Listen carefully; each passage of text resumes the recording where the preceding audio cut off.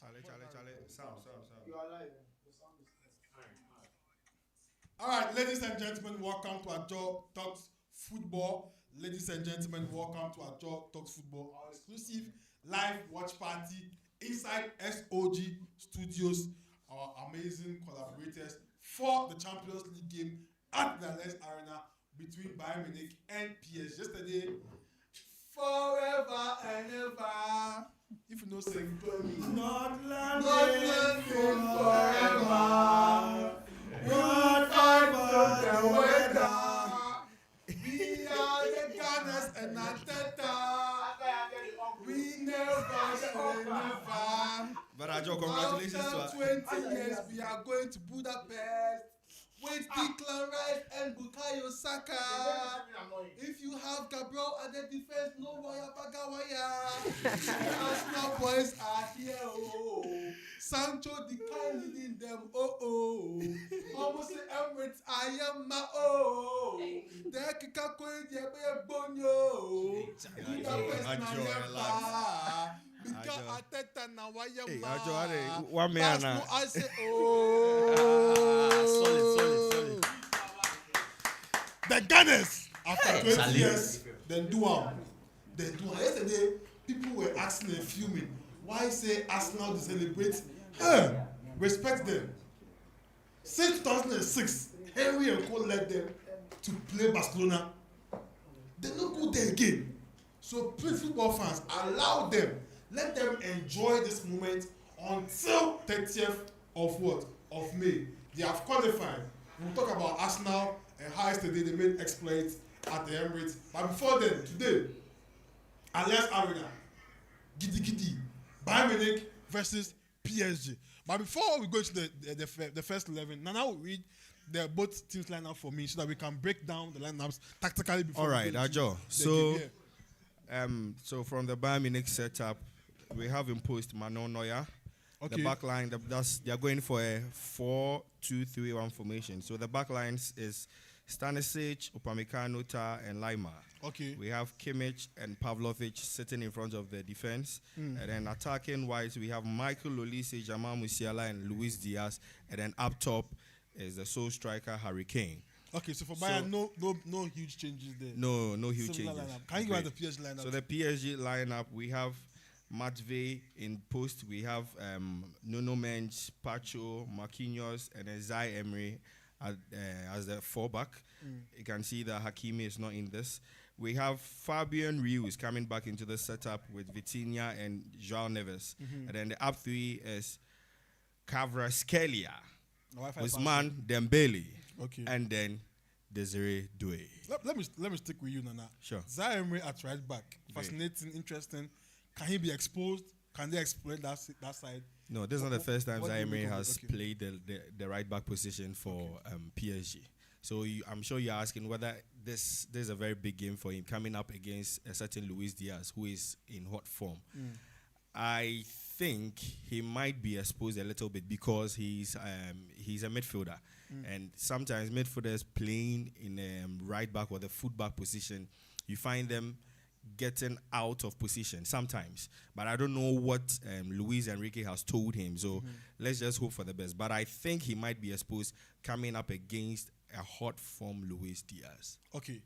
Just come in for me before I even like tell us all about what's happening here today. Come in for me. I think I'm particularly looking at the role given to Zaire Emery because the role of PSG's fullback is that they advance high in the pitch. When you look at Zaire Emery, his natural position is in midfield. If you put him to right back, it means that you have to perform the same role that Hakimi originally performed. That is going high up the pitch. My question is, can he execute it perfectly against this Bayern team? Because whenever you go high up the pitch and the ball gets behind you, Luis Diaz is there to punish you on any day. So I'll be very particular about how he's going to do that. Or maybe he might be thinking of inverting him instead so that it will not create a lot of problems for them when they are attacking high up the pitch. So that is particularly what I'm looking out for. How Zaire Emery is going to execute the role given to him by Luis Enrique. When they overload him or when it becomes a 2v2 or a 2v1, can he withstand the pressure? I think he has done it before. And central midfield, he has been the biggest workaholic of the team for me. When you look at the previous match, he has been one outstanding one, covering a lot of spaces for Paris Saint-Germain. For when it comes to the physicality, coming against two players, I think that it's something that he can do. But we should not take the technical know-how of people playing in the fullback position.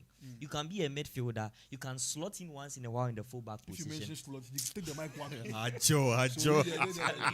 Today, voice day fine. So today I'm fine.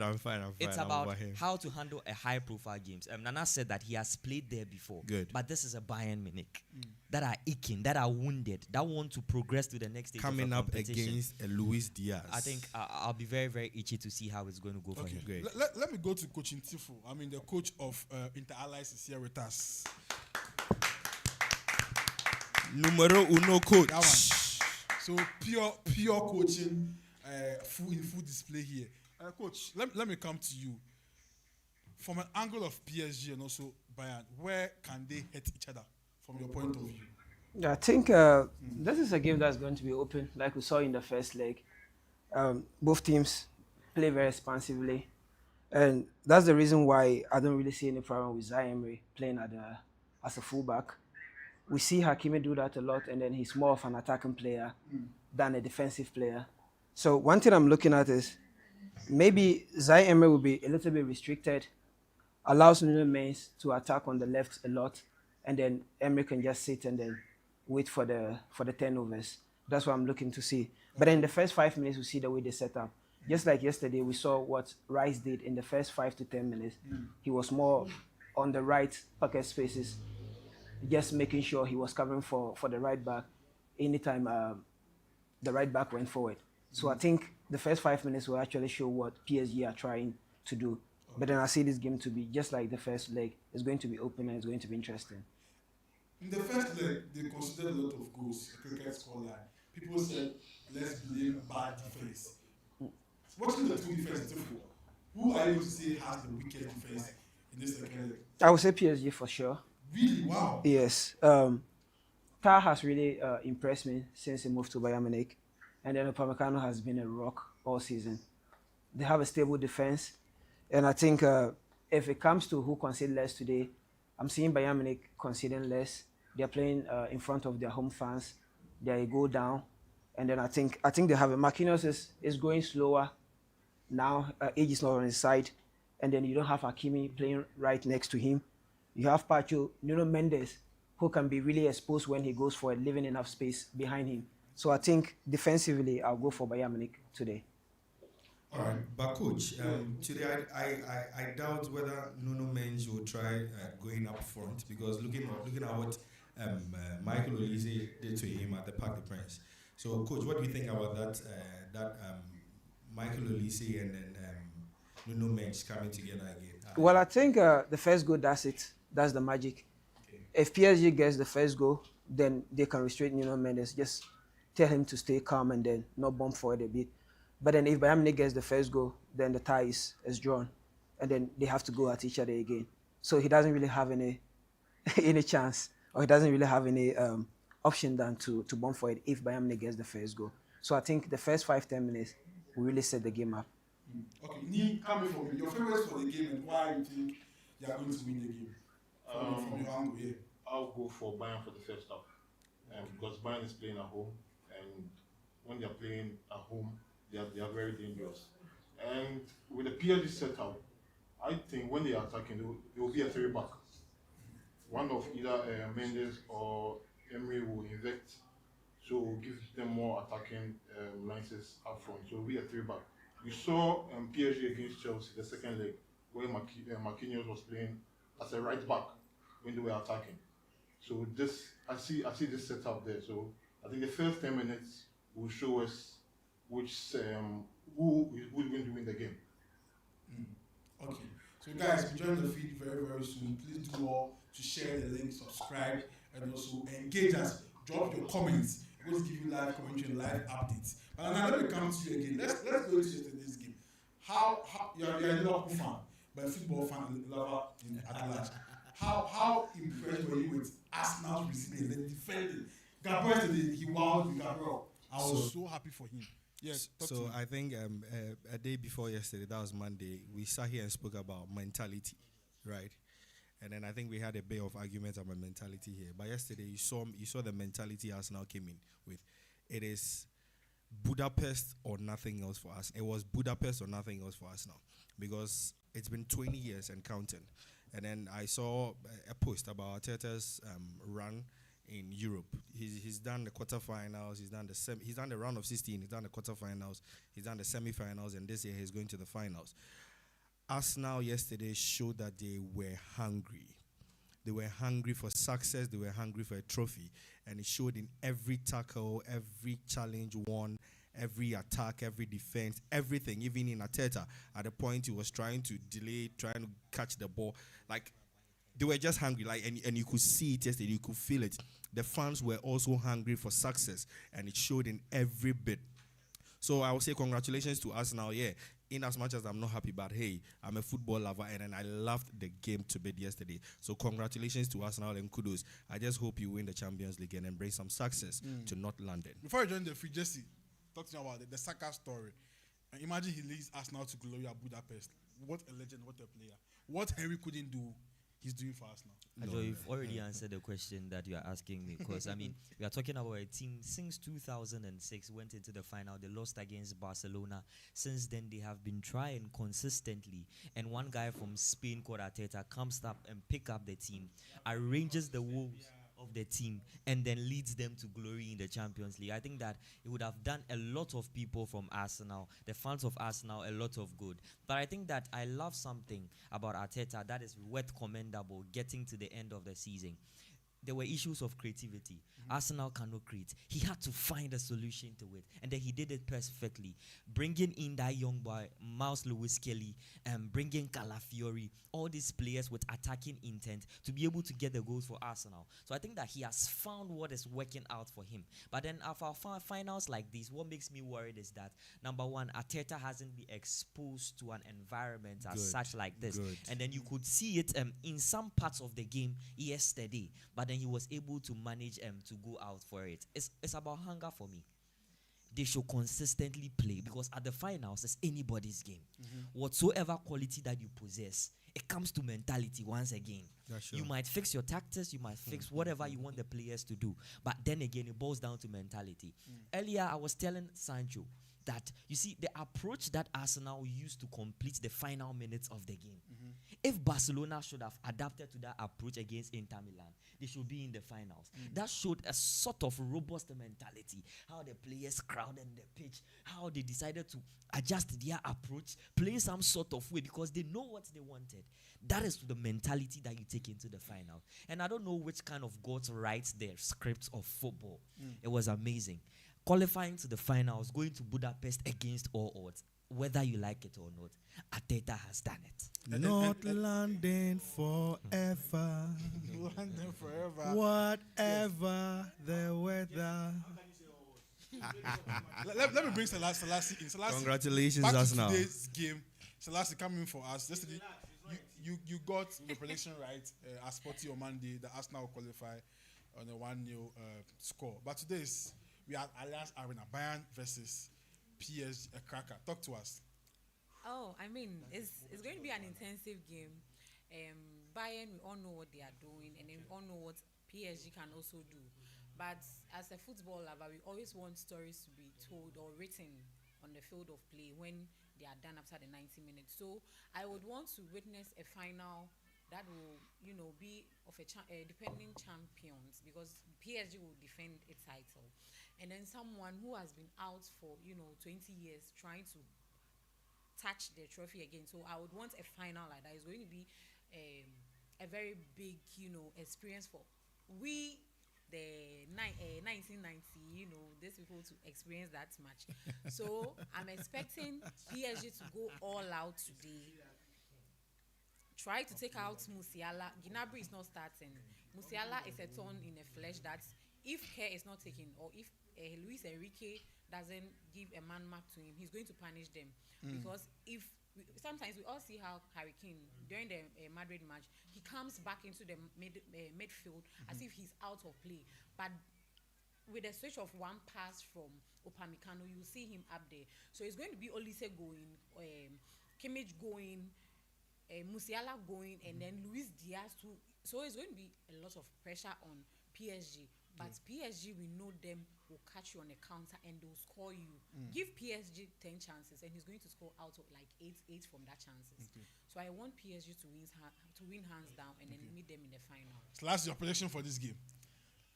Prediction, if you can go do justice to him, you know what I'm talking about. Her predictions are accurate. So if you can take them, okay. If we should end the first half in a goalless draw, or even in goals draw, it's going to end in an extra half. Like extra time. We have extra time in this game. Wow. This is what about you? I think Bayern progresses for me. It's going to be a difficult one, but then Bayern progresses for me. Okay. All right, Ajo, I go in for a 4-2 game. 4-2 win for who? 4-2 win for Bayern. Okay, guys, we can't show the game. They're asking we can't show the game. If you show the game, they'll take my account. So we can't show the game. Just enjoy the reaction and tactical analysis from here. And at halftime, you can call in. We'll put the WhatsApp number on your screen while the game is going on. You can call in at halftime so that you also talk to us. Arsenal fans, I need you here. Arsenal fans, and call in. Tell a friend to tell a friend. Call in. You've done this before. At halftime, you call in. At full time, you call in. At full time, we bring you a very good breakdown of what will happen at Budapest. So, guys, enjoy the game. I'll give it to Nana now to give us some amazing, tantalizing commentary right from Alliance Kwabenya Arena. Before you give it to Nana, let's take mic. I get mic. Okay. Let's make it clear to the Madrid fans, please. The mic is not in this. All right, guys. So the game is underway.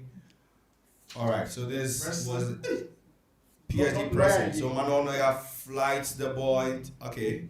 So we have Harry Kane dropping in deep. Okay. Joshua Kimmich. They're just throwing the ball anyhow. Luis Diaz on the ball. Takes it back to Pavlovic. Pavlovic to Tar. Tar. What is Tar doing? Tar to Manuel Neuer. Neuer has the ball. Neuer gives the ball to Lima. Oh, that was a useless pass. Wow. Due, what's Due doing with the ball? Due, okay, that was a nice press. Michael Olise with the ball. That was a nice 10. Michael Olise. Referee, I think that's a foul, but hey, the referee did not take the foul. So let's continue. Nuno Mendes versus Michael Olise today is going to be a very fantastic war, very fantastic and cagey. What's the right word to use? Very fantastic and cagey. What I say? We'll continue with that later. That was a beautiful one too. Wow. Kvaratskhelia. What is he going to do with the ball? That's a beautiful goal for Dembele. Dembouz with the goal. You should see the reaction of Luis Enrique on the touchline. You should see the reaction of Luis Enrique on the touchline. He seems like a man who... Okay, sure. He seems like a man who's been relieved. Now, Ajo, what do you think about the goal? Charlie Ballon d'Or, you see, this guy can win the Ballon d'Or again. With how things are going, he can win the Ballon d'Or again. If he goes to the World Cup and he does well, he can win the Ballon d'Or again. I was telling you, look at anybody, I don't trust the Bayern defense. You can't trust them. So, Ajo, not to catch you, but you saw the run of Upamecano and Tar. I think Lima left to the right back position and then he left. He got exposed. Coming back to you, JC. JC, what do you think about this goal? I think it's an incredible goal. It tells us what we are going to expect this evening. Sure. A fleet of goals that we are going to see in the first half of the game only. It tells you how ruthless PSG attack is, how Luis Enrique has set up his team in attack. We should expect more of this. Selassie? One thing that I think, how do you call it? Bayern themselves are not paying attention to is how aggressive PSG can be up front. I said it, that they are going to run with the ball. When you give them 10 chances, they'll score out 8 from it. They don't mess up when they are up front. So, I mean, Bayern should just calm down. It's their home game. They should just calm down and then play with PSG. They shouldn't be in a hurry to score. Because if you're going to be in a hurry to score, it means you are trying to say, Upamecano should come up, Kimmich should come up, and Kvaratskhelia will get the ball. Give it to Due. Due will just cross it or give a pull out to Dembele and then they will score you. It was a pull out. Coach, what do you think about the goal? Well, I think you're looking at how the Bayern defense was. That was a very high line from them. Sure. It looks like Tar and then Upamecano were almost on the halfway line. And then the 1-2 from Kvaratskhelia to then run in behind and then the pass was perfect. He just had to get into the 18 and then bring it back for Dembele. That is one thing PSG are going to do. They do that a lot, just like Selassie said. They are very aggressive when they go up front. And then if you don't drop your line, you keep going high, they have runners that can hit you. Like I said, it's going to be an entertaining game. Expect a lot of goals. It's all right. It just started on a very good note, being an entertaining game. Manuel floats the ball into the sky for Michael Olise. Michael Olise gets the ball, but Pacho is there to head the ball away. Pacho heads the ball to Upamecano. Upamecano puts the ball down. Who is it going back to? It's going to Lima. Lima, what's kind of Lima going to do with the ball? Lima against Pacho, 1-on-1. Lima against Pacho. Lima gives the ball to Michael Olise. Michael Olise loses the ball to Pacho. What's Pacho going to do? Pacho gives the ball to Fabian Ruiz. So, don't look at me. How things are going? As things stand now at Budapest, we have PSG versus Arsenal. Oh, the Gunners are coming. Ajo, we have 85 or 84 minutes more. King Ajo, we have 84 minutes until the game ends. The PSG keeper. Say the win invincible champions together. Invincible champions. Don't force the ball to the wings. But hey, we have Pavlovic there. Okay, so that's a throw in to Bayern Munich. So, Ajo, what do you think about the game so far? The goal was too early. I mean, I don't know, Bayern Munich was sleeping. You have to get the equalizer even and go in high. Enrique made it aware he's going to attack. He's going to go all guns blazing. He's not going to sit back. That's the style of play. So for them to come away and get that early goal against the round of play is very bad. It's a bad sign for how Bayern start games. Unless they need police to man up and lead the line again and make something different. But so far, now that they have a 2-goal pushing, they will try and control the game. And it's going to be difficult for Bayern to get it like that very early game. It's not going to be like a game that happened at Park the Prince. No. This game for me has less goals. Alright. Even though Bayern will score a goal. Okay. But Dembele Ballon d'Or, it can start again. Okay, what do you think about this? Does it affect the Bayern fans? Does it affect their mentality? Does it affect anything that Bayern came into this game with? Nee, what's your take on that? I think it affects them a bit because it's their home, so they'll be expecting, the fans will be expecting them to start very, very well. But it's PSG that has started very, very well, so I think it will affect them a bit. But looking at where they've got into in this Champions League phase, I think they have the mentality to go for it. So it's still all to play for. All right, great. Thank you, Nee. Wow. Michael Olise is on the floor. As I said, the battle between Nuno Mendes and Michael Olise is going to be fantastic. Olise has got Nuno Mendes in the books already. So Nuno Mendes, for the next 86 minutes, for the next 84 minutes, is going to play walking on thin line and fine line. And as my brother Gideon Dicey said, he's going to walk what? Jesse, what's your take on this on the game so far? I think these are goals that disrupt game plans, spoils the game plan of whatever coach you want to do. Because an early goal like this, you have to tweak things. If you wanted to control the game from the beginning, you have to go all blazing in attack, and that's what exactly has happened. I'm loving the Nuno Mendes. Sorry, not to catch you. Okay. Oh, sorry. I thought Kimmich was flying the ball. Okay, Olise with the ball. Oh. Wow. I thought that was a goal. Jesse, sorry to catch you. Jesse coming again for me. Thank you very much. I'm loving the Olise Nuno Mendes battle. Already, Nuno Mendes is in the books of the referee, and when things like this happen, you cannot really put your full trust in the fullback, because when Olise as an attacking player is coming at you, it's very dangerous. He gets you to commit a foul, and then that works not so good for you. So I think that they are interesting time ahead. 10 minutes just played, and then there are lots to be expected. So we just saw the goal. Stanisic, Lima, you see they are not fullbacks, and they got exposed. They got really, really exposed. They got drawn in by the midfield of PSG, and then before you realize, Kvaratskhelia had the ball in there. Ousmane Dembele has 7 goals in 12 games for PSG in this Champions League. Manuel Neuer with the ball. What is he going to do? He's trying to look for the right pass. He's trying to calm things down to look for the right pass. Manuel Neuer still has the ball. He flows the ball long. He gets who? Pavlovic. Okay, that's Luis Diaz. Pavlovic with the ball again. Oh, that was a 50-50 ball. Pacho has the ball now. Pacho with the ball. Pacho takes back to Nuno Mendes. Nuno Mendes to Vitinha. Vitinha back to the goalkeeper. Sorry, I always forget his name. But I'll get his name for you. Sofonov. Okay, we'll be Sofolai. Stanisic to Diaz. Diaz, what would Diaz do? Diaz against Marquinhos. Diaz gives a very beautiful ball. Harry Kane. Oh! A very beautiful... that was a very beautiful pass, but PSG were lucky the ball deflected onto Sofolai. Sofolai with the ball gives it to Nuno Mendes. Nuno Mendes to Fabian Ruiz. Ruiz flows the ball up. I see the play of PSG. They want to bring Bayern into their half and then float the ball up high for a counter-attack. Yeah. Selassie, what do you think about this play from PSG? I mean, that's what I said, because they don't have Hakimi who will be doing the constant overlapping for them.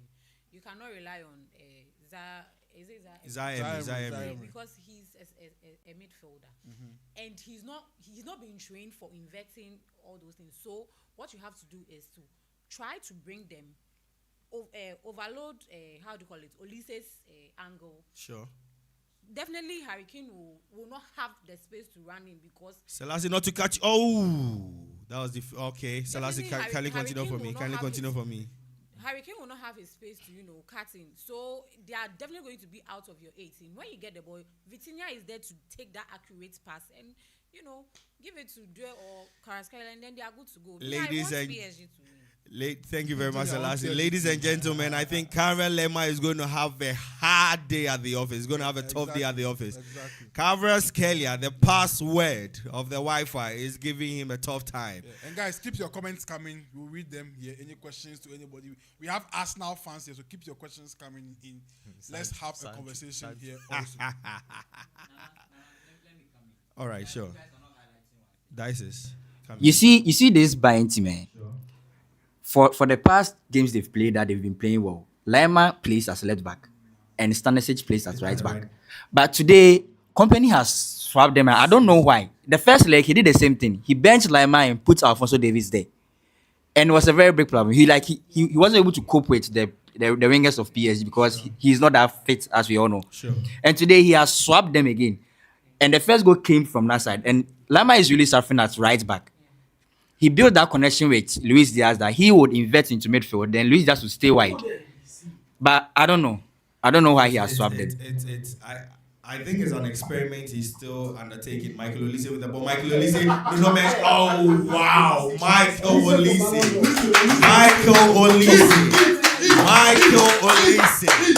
Wow, what a talent. What a player. Michael Olise. I said Michael Olise and Nuno Mendes today. It's going to be Chemamenche. Oh, but I think there's a okay. Now that's a goal kick. That's a perfect goal kick. Can we hear? Can you hear? Dices, sorry, Dices, you said something and then I think that's a very, very great observation. But I think what Company does in the Bundesliga is he normally plays Kyle Lema on the right wing, right fullback. So he wants to try him in this position in the Champions League to see. So let's see how far it goes. King Virgin, kindly get ready. I'll be coming to you for comments very soon. Jesse. You go add rap. Jesse, what do you think about the PSG setup now as they defend? I think that whenever PSG wants to defend, I think the intent is clear. They want to bait you towards them because they have the most spacious wingers to punish you. And then whenever they get high up the pitch, it's beautiful. The cohesion and rhythm among the attackers is very beautiful. Kvaratskhelia on any day can kill you. Dembele and how positionally fluid he is can also kill you. So I think that they are baiting Bayern Munich. But when you are going at a team like PSG, you should also be positionally aware in terms of your defense. Because when they are coming at you, your recovery rate should be very high to be able to get back in the perfect shape. We have a coach over here. He will tell you that whenever you need to come back to your original defensive shape, it is very, very difficult to be able to rearrange and come back. Bayern Munich nearly scored a goal there, Jesse Ankra. Sorry to cut you, but Bayern Munich nearly scored a goal there. Oh, PSG on the counter attack. Kvaratskhelia on the right wing, on the left wing. Kvaratskhelia against Upamecano. Kvaratskhelia into the box. Kvaratskhelia. Oh, wow. Wow. As I would say, wow. This guy is just a sensational talent. He's a sensational talent. The line of Bayern Munich is scary. The line Bayern Munich are setting, good. They're attacking, is not the best. It will give a lot of room for PSG to hit on the counter. And if somebody will score again, it might be PSG again because the line they are creating to push into the half. I'm not seeing Harry Kane so far. Harry Kane has to come deep and take balls and create that spaces for Bayern. So far, he's not doing that. Oh, I feel Jamal Musiala is injured. Jamal Musiala is injured. No, that's Jamal Musiala. So, Nana, wow. Yeah, Selassie. This is the second time Vitina is giving the ball to Kvaratskhelia to take that dangerous how do you call it? Is it tackle? Run. Yes. Yeah, he made that run. This is the second time. I said that Vitina is definitely going to feed. Today, most goals or most threats will come from his angle. So I think we are overlooking one player in the PSG setup, Fabian Ruiz. The ball he's playing on the left wing, the left-hand side of midfield, and sometimes in defense, helping Nuno Mensch and then floating in the balls. We should pay attention to Fabian Ruiz as well. Yeah. Is your mic on? All right, let's go. I think just like I said, the first goal was going to be very important. PSG are 2 up now on the aggregate. And then now what it means is that Bayern has to attack. They need to get back into the game. Exactly. Which means they have to take more risk now. Good. That is the reason why PSG are getting more turnovers now. PSG can take their time, try to build up and then attack them. But Bayern has to take a lot of risk. And that's what just happened when Kvaratskhelia won the ball and then was able to drive into the Bayern half. Bayern, they need to take risk. And that's what they're trying to do now. Okay. You can go off now. Let me read some comments from our viewers. So KMGA Africa is saying win for Olisi. Kujua Pia says, be like he caught birds with that. So he vexed. He caught birds, so he vexed with that. Investors are worried. Vlogs, L. Dembele. Crazy game. Guys, we can't show the game. The game that we can't show it. We can only give you our reaction to the game here. And updates. At halftime, we pick the first call in. And when the game closes to, you can call in. Over to you, Nana. All right. Thank you very much, the King Ajo. The ball is on the right-hand side of the PSG midfield defense. That was a beautiful play by João Neves. Marquinhos floats the ball in. Okay, now the ball is with Jonathan Tah. Jonathan Tah to Harry Kane. Ajo, you just called for Harry Kane. There he is in your shots. Harry Kane loses the ball. Kvaratskhelia against Lima again. Lima wins the ball this time. Lima gives the ball to Michael Olise. Oh, Olise slips. Now Desiree Doué with the ball. Karel Lima gets the ball back, but it's a throw-in against Bayern Munich. I think his work rate we can't question his work rate. That's the main reason why Vincent Kompany can't do away with Kyret Lima. What do you think about his contract extension, Jesse? Kyra Lima, the director for Bayern Munich, is saying that the money he's asking for is absurd, but I think his work rate shows for whatever he's demanding. What do you think about his contract extension with Bayern Munich? It's about value corresponding to the work that you do for the club. And when you see what Konrad Laimer has done for Bayern Munich this season, it's undoubtedly one of the best you could ever get for a side like Bayern Munich.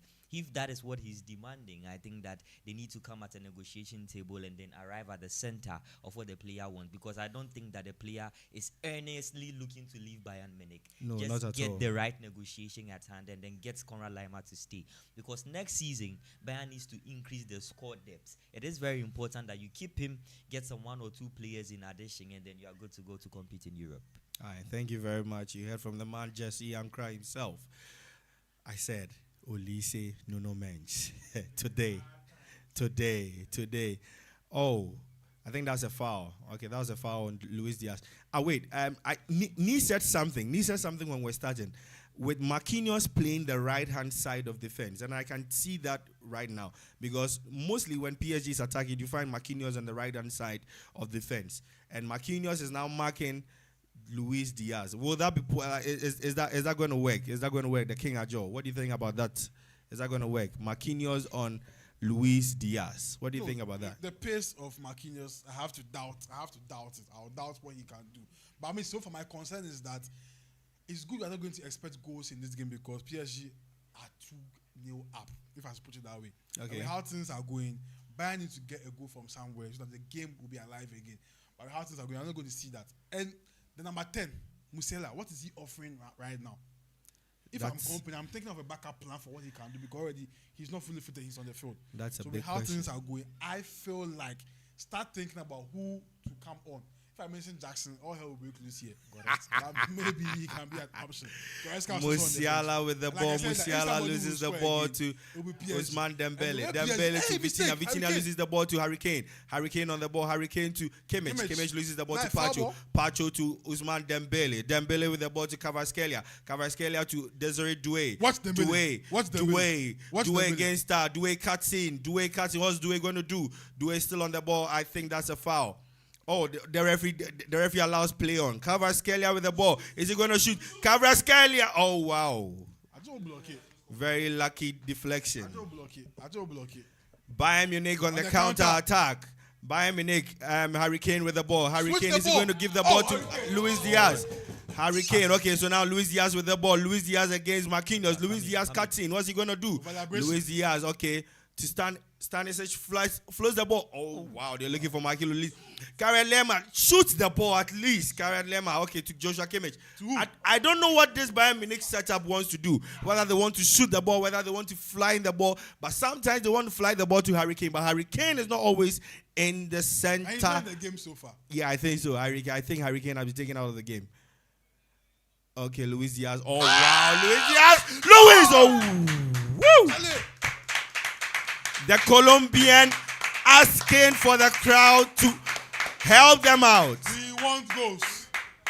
But Selassie, what do you think about this? Selassie, I'm coming to you. PSG have been here before. They've been to the final. They've lost it against Bayern Munich, and then they've been to the semi-final last season and been to the final and they've won it. Bayern Munich, it's been a while since they've been to the final. What do you think? Is it that the nerves are working against Bayern Munich here? Is it that they are jittery a bit? They want to come into the game, but PSG know how to play their cards right. What do you think about that? So the thing is, I'm not really, for the past 3 seasons or 4 seasons, I'm not really convinced with how Bayern shows up in the Champions League games. It's different from their Bundesliga. How they show up in the Champions League game, I don't know whether they see themselves to know too much, and then they go into games and they find themselves fumble. I'm saying this from Real Madrid. Real Madrid, we are the least expected team that we thought we could have even scored City to even get there. Fine. Oh, I think there's onside. Nuno Mensch playing him on. Nuno Mensch really playing him on. Selassie, sorry, kindly continue for me. Just allow the play. Selassie, kindly continue for me. So we were able to, maneuver our way through City, and then we met Bayern. I was so surprised how Bayern gave us the chance to like go shoulder to shoulder with them. We went shoulder to shoulder with Bayern. That Yes, Selassie. it took the mistake of Kamavinga for them to get the upper lead in the game to make it to the semis. Yeah. And so coming to meet PSG has, especially Luis Enrique, he's one coach who has really learned a lot in the Champions League game. He wants it more than any other coach in this, Champions. The coaches left in the Champions League. Sure. You get it? So I don't think Luis Enrique, who has learned a lot, and then the team who has already prepared themselves well in 3 or 5. Selassie, not to catch you, there's an attack from the PSG side. Zai Emery gives the ball to Dembele, back to Zai Emery. Zai Emery gives the ball back to Marquinhos to Vitinha back to Pacho. I think that was a wayward pass, but Pacho gathers himself, puts the ball back to Fabian Ruiz to Nuno Mendes against. Oh, okay. Nana, Yeah. if Bayern wants to get the equalizer, I think they should overload Zai Emery. Use that side. Cook him. Let Diaz cook him. Olise will arrive in the box. So every cut back. But I think you guys are overlooking something. Zai Emery is really not playing the right back. He's not really. It is Marquinhos that's playing the right back. When Bayern has the ball, he has to go and help. Good, that's true.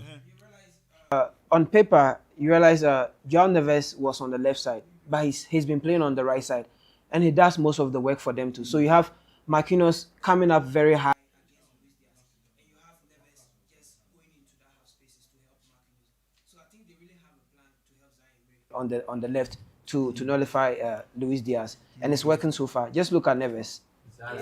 Wow. Vitinha on the ball. He gives to Kvaratskhelia back to Vitinha back to Pacho.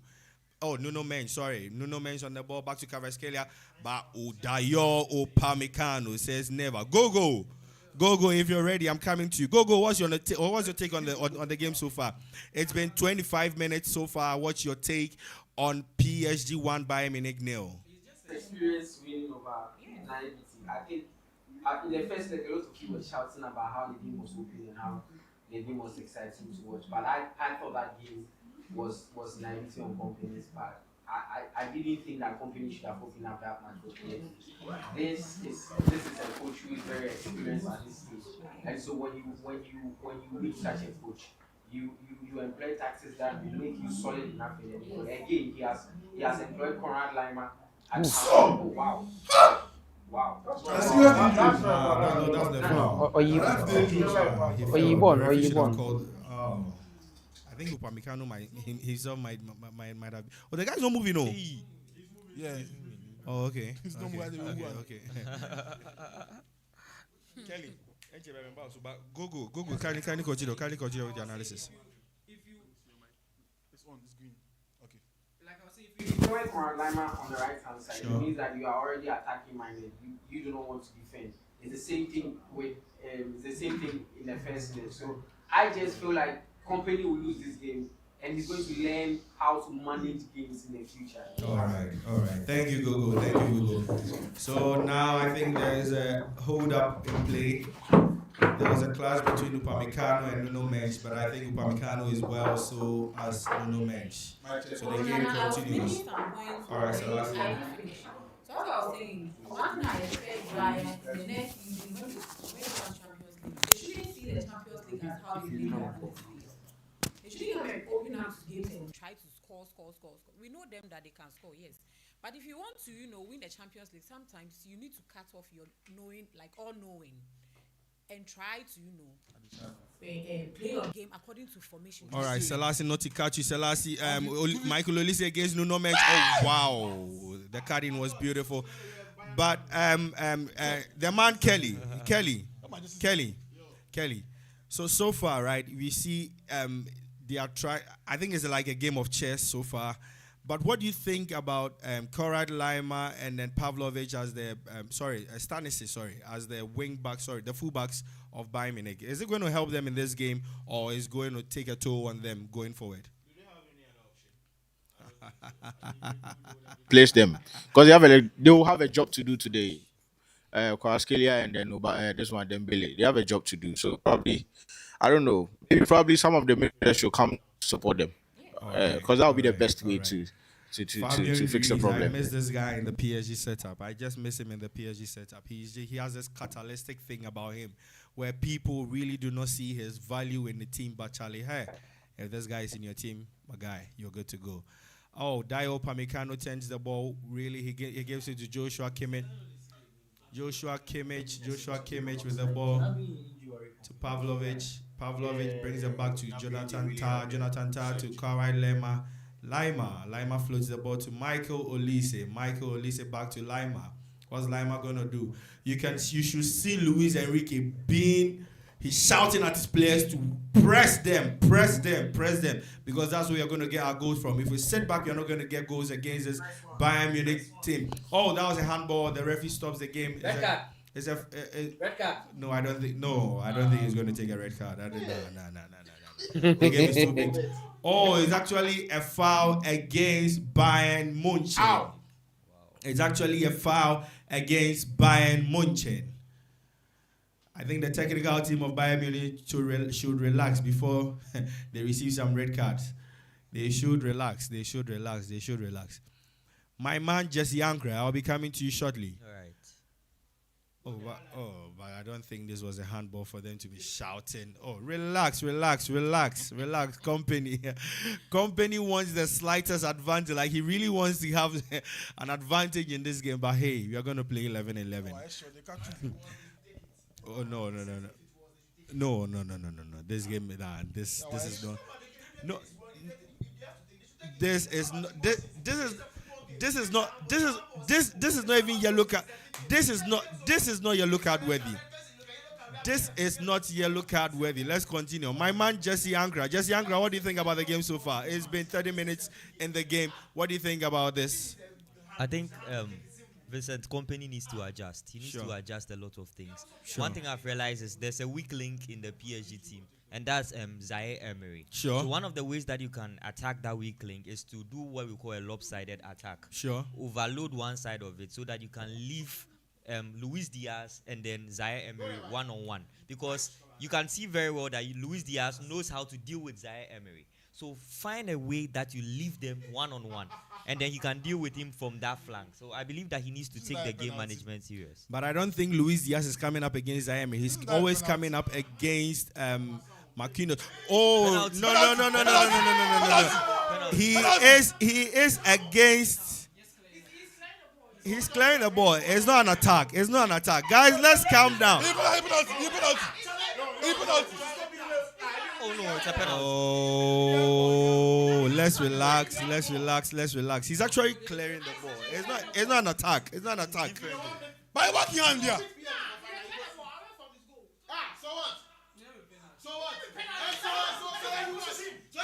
Oh no. Ajo, what's your take on this? Is it a penalty or not? The King Ajo, what's your take on this? Is it a penalty or not? The King Ajo, I'm not asking, but I'm asking the King Ajo himself. What's your take on this? Is it a penalty or not? Penalty for me. Come again? Penalty for me. Okay, Selassie, what do you think? Selassie, is it a penalty for you or not? It's not a penalty. The man Jesse Ankra, is it a penalty for you or not? Penalty. Okay, Ni, is it a penalty for you? Ni, is it a penalty? Sure. They are very, very different. When someone wants to interpret this, they'll just say that he was clearing the ball and hit someone. It's not a penalty. Yesterday, what happened to was it Gabriel? And then Gabriel. No. Gabriel and what's his name?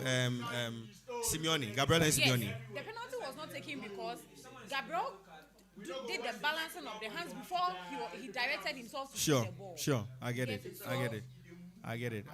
Oh, but what can you own player in hand?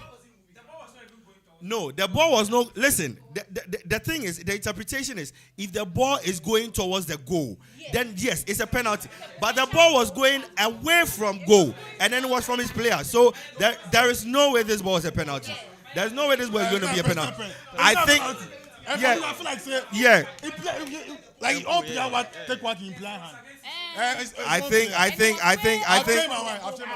If it's against his own player, the 18 box. But it's not a penalty. It's not facing. No, he's not facing goal. He's not facing the goal. It's not a foul. All right, guys. I think we're overlooking one thing here. Let's pay attention to the game. Bayern Munich have received 2 yellow cards in the space of 2 minutes. I think they need to calm down. 2 yellow cards in the space of 2 minutes. I think they should calm down.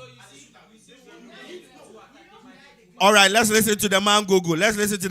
Gogo. 2 attacking fullbacks, that's for you. Yeah, that's almost a goal. Wow, Gogo, sorry to catch you, but wow, what a beautiful save from Manuel Neuer. The veteran man. Wow, the John Neves had the ball again.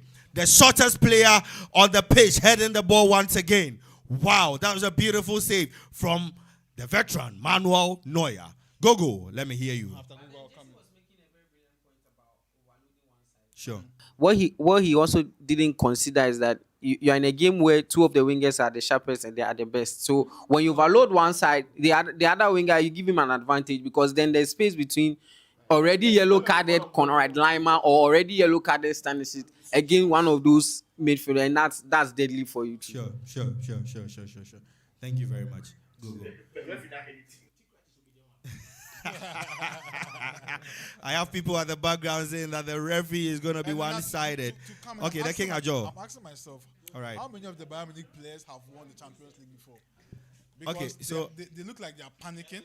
Yes. They don't have experience. Yes. So yes. PSG just won it last year, so they have the experience. They know how to control games. They know how to handle it. Harry Kane has not won the Champions League, right? No. Maybe only Manuel Neuer. Only Manuel Neuer and Joshua Kimmich in this setup. They are showing inexperience now. And then the yellow cards can come and affect you in the second half. Good. And you'll be in trouble. What a save. And then a certain Serge Gnabry who is injured, who is not part of. The shortest guy to get penalty headers is serious. Yeah. And I can boldly say that as it stands now, Bayern has not gotten that soft spot to punish. Yeah, PSG. Oh no, man, that was a beautiful 10. What's this? They always say left-footed players, and then their right foot is like. For him, he's even ambidextrous. Counter. Oh, beautiful. Oh, Michael Olise. What's wrong with you? Inexperience.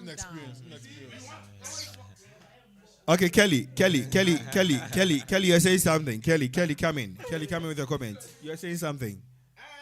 Me, that penalty you put in take, I don't understand. Me, I don't know why you want to, everything you want to tactical. Kelly, you want to lay my eye, they tell you say, the one they clear, but hit player, you penalty. Kelly, it's not about the layman. It's about rules here. You keep on changing the rules. You wait for everybody to change about rules here. This why Barcelona, you go take penalty. It's not a goal threat. It is just a clearance from his player, and he hits him. It's not. It's not. I don't know how you go interpret them for Barcelona, but you go take penalty. Okay, guys, Pavlovic. Explain the reason why Pavlovic. Everybody has the rules of UEFA. People are watching. They want to know why. Can we explain? Google. Can you give us if you have the details? Because for me, the ball was from his teammate. Number one, it hit his teammate's hand. It was not facing goal. It wasn't towards goal. And it wasn't. It was. The box too. Yes. It's not facing. Michael Olise with the ball. Michael Olise back to. He all play out.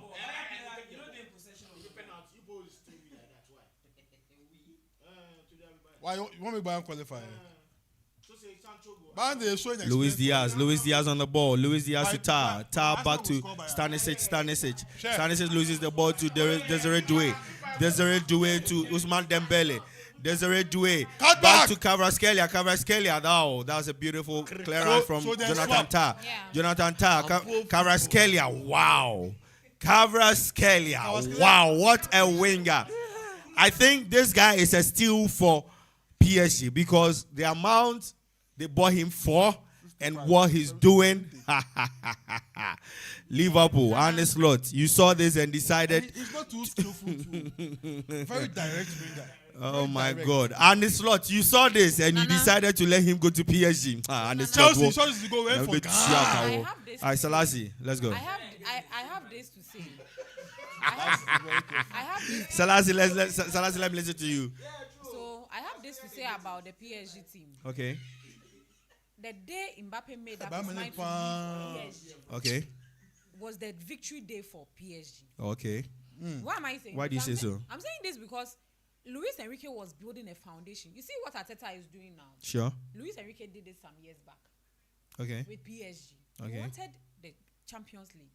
So it's yielding off now for him. Okay. They are going to dominate this season. If Kerr is not taking, he will go at Teta and take it. Next season, we will still see them here in the semis again. Because he's building up his team. He's laying a foundation, a very strong one. He does one or two transfers. He brought to Dembele to come and build, to complete his up front. And he's dominating. Great. He's playing with someone who has been in Europe, and if he catches you, you are not taking less than 3 goals or 2 goals from him. So, I mean, it's a very good. Ladies and gentlemen, in the comment section, kindly drop your comments, and then the man Ajo is going to read the comment out to us. What do you think about the game so far? 40 minutes into the game, it is PSG 1, Bayern Munich 0. PSG with the lead on the night. Kelly, I'm coming to you. Kelly, what do you have to say? Alali. And the bench for Nana. Yes, the bench for Alali for Atikan. Why? Alali. Oh, João Neves. João Neves. This guy. If they should go final, they go win, then get 2 Champions League. What? Sorry, Ajo, don't be thinking about that. But Ajo, I'm coming to you. Ajo, relax. I'm coming to you. What does Olise. Now, Ajo. Because when I was making my analysis, I said when the first half end goalless draw, it will go to extra time. But here lies the case: PSG has scored. So there's nothing like an extra time. But the man Ajo, when you see a very potential attack, I'm sure you will see one. This didn't look scary at all. Oh, Luis Diaz! Wow, that was a good kick. Okay, so to my panelists as well. Yeah. Okay, so the rule for handball has been given to me right now. So it reads: a handball offense happens when a player 1 deliberately touches the ball with their hand or arm. Deliberate. I am coming. Let me finish. Wow. Deliberately touches the ball with the arm or hand. 2, makes their body unnaturally bigger, arm in an unjustified position. 3, scores a goal directly with their hand, arm, even accidental, disallowed. Controls the ball with the hand immediately before scoring or creating a goal.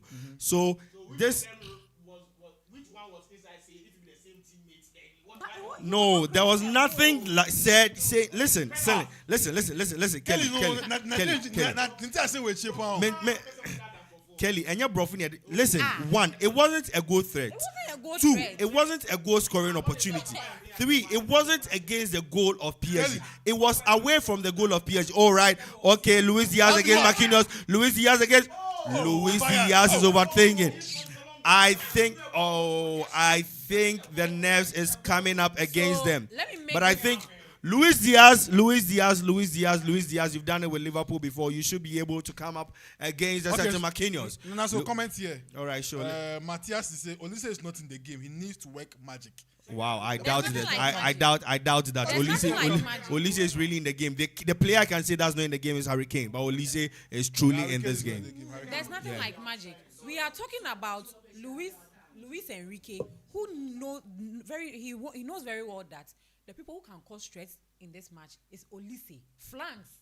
So you always see the back line of PSG trying to overload. They are all trying to overload either Diaz or how do you call it? Olise. And so Company and his boys find another loose to punish them. They should forget about cutting in from the flanks to score. It will not happen. So for line with the save right there. My man Gogo, you are coming in with some comments. Yeah, Gogo. The handball, we are done. But Gogo, I still want to hear your comments on that. Hey!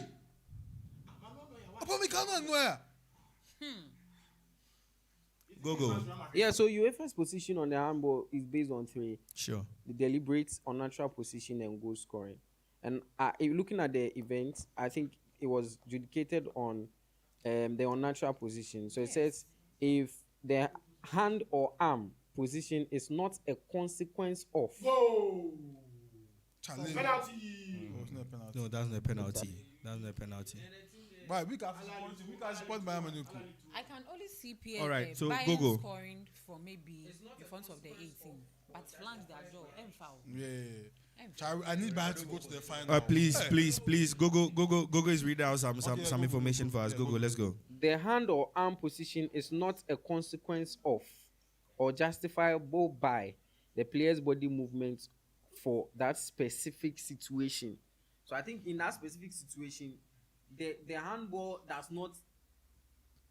Oh, sorry. The handball does not change anything. If you because like you are saying, the ball was it wasn't a goal scoring opportunity. Yes, It wasn't so- a goal threat, yeah. and then it wasn't deliberate. Yeah. So I think it's the penalty. At halftime, we're still in the game before we Yeah. But this We Premier will League, explain this- again at halftime. this one- Joshua came in with the ball. All right, so we are going to have a halftime. So we are going to you can call in. The numbers are down there in the comment section.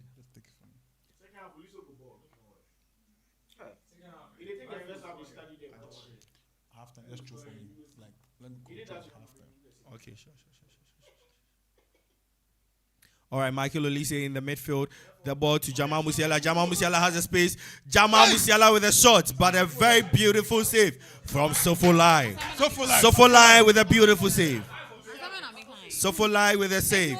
The boys in the studio are asking why he for play carpet. If you were given the opportunity, you would have flown the ball up. Oh, wow. Wow, Jamal Musiala. Jamal Musiala is coming into the game. Bit by bit, he's finding his paces and he's finding his rhythm in this game. Jamal Musiala. My man Jesse Ankra. Jesse Ankra. What do you think about Jamal Musiala in the first 44 minutes of this game? Jamal is still finding his feet after the injury. He hasn't come back the same. I think these things are happening in football. To play in a high magnitude game like this, these things are expected. He's still struggling to find the rhythm. So Jamal Musiala is still an incredible player, but I think that the game of this magnitude is bigger for him. No, it is. And then the fact that Gnabry has also been. Well, they didn't have any option. Yeah. They don't have any option than to slot him in to play. I think that in the second half they need more energy. In My midfield man Jesse Angra, and if you also in continue attack. to say slot, I might slot something to Joshua came in with the ball, takes it to Stanisic to Jamal Musiala against John Neves. Jamal Musiala cuts in. Jamal Musiala with the ball, but I think that's a corner. Oh, that's a goal kick. You find company. He's more than a morale guy today. He's giving morale. My man, go. Come in. Company has literally switched to a 4-4-2 when it's on the attack, and Okay. then Musiala moves to the wings. the wings, and then he cuts into play. I think that's what's helping him now. Oh, In the okay. first leg, he did that with Olise. But there's something about Sofolai. All his goal kicks are going to throw. I don't know what's wrong with him. I don't know. Sofolai is the I don't know keeper, whether okay, it's I beg. something from Luis Enrique or what. But hey, But you forgot Dices in there to come. Tactical Dices assistant coach. you know, I want to come to Dices at halftime. He has I'm- an interesting football mind. Yeah, Changed yeah. way I'm too coming much. to Dices at halftime. That's why I've actually not mentioned his name. I'll come to Dices and then coach. So let's kindly get our thoughts and our comments ready. So I'll come back to you very short. What's wrong with this team? Like, what is actually wrong with Bayern Munich? We've seen Dembele. Dices. We've seen Dembele. The man Dices. There's nothing. If they It's don't- 45 minutes plus 2 minutes of other time. My man Dices. What's your take on this Bayern Munich side against PSG? I'm hoping company can make the ball decision.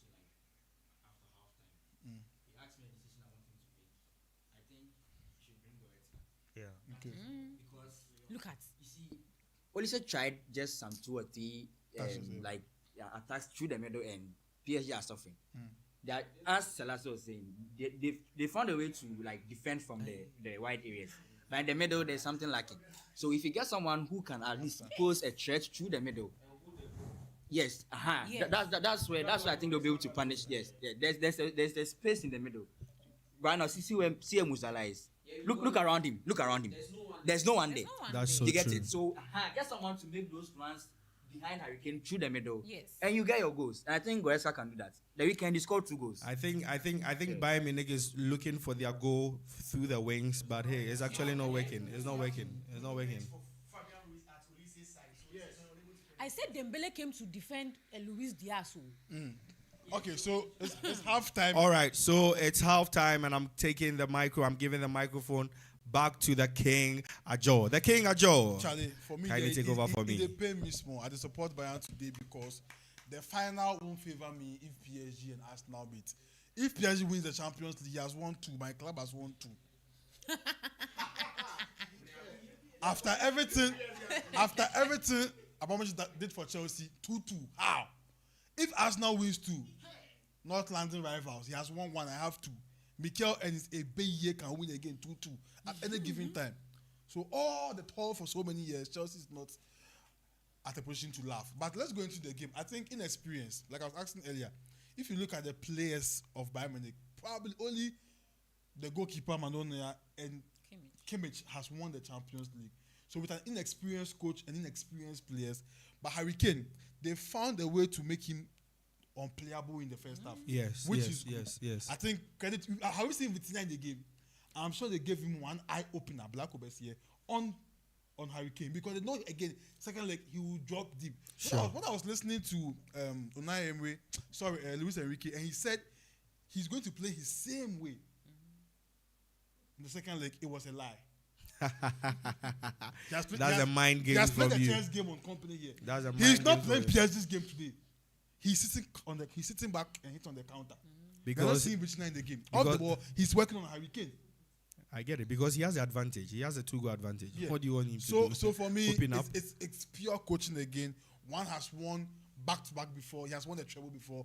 One is now getting his arsenals right in coaching to become a very good coach. So the first half was inexperienced from Bayern Munich, and their coach too. I mean, what can he do? Musiala is not on form.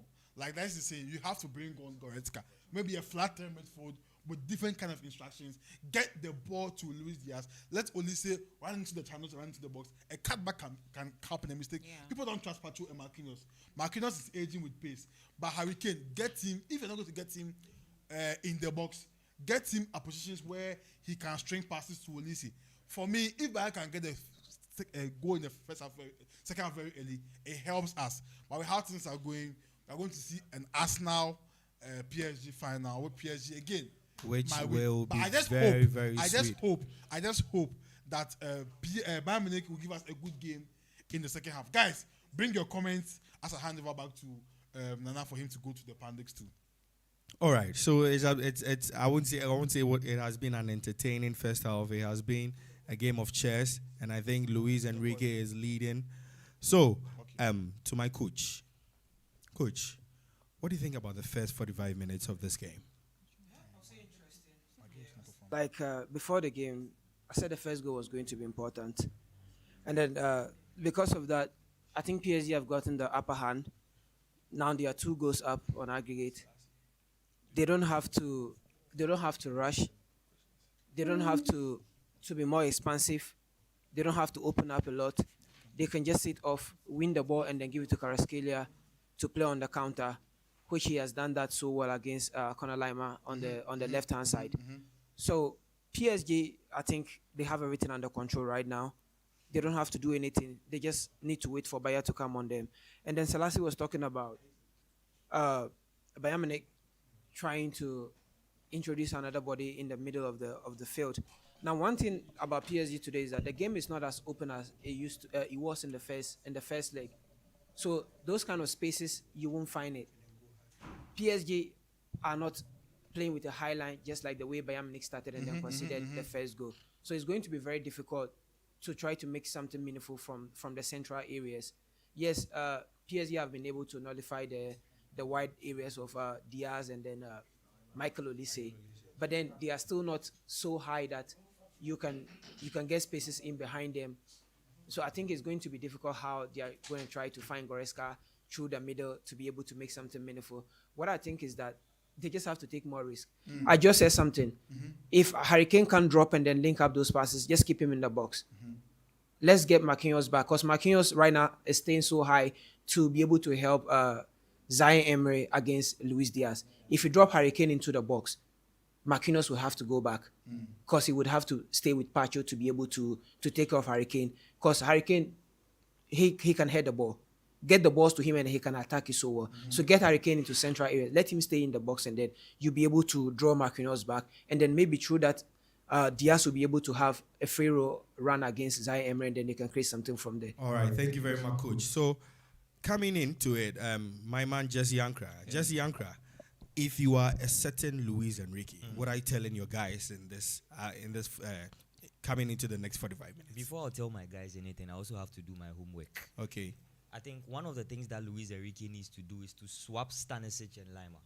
There's too much overloading on the right flanks. Luis Enrique. Yes, there's too much overloading on the right flank. You see Kvaratskhelia there, you are going to see Desiree Doué over there. And then they've identified a weak link in the Bayern team in Conrad Lima and then Upamecano. And then they are using that weak link to hurt them. So from the next half, they need to swap them or either bring on Alphonso Davies so that they can attack more. Also, what he needs to do is that Harry Kane and then Musiala need to do a lot of good holding on to the ball more. That will allow the midfielders to get a little bit closer to them so that they can progress more. I think in the first half, they've not done so much of a good job in holding on to the ball very well.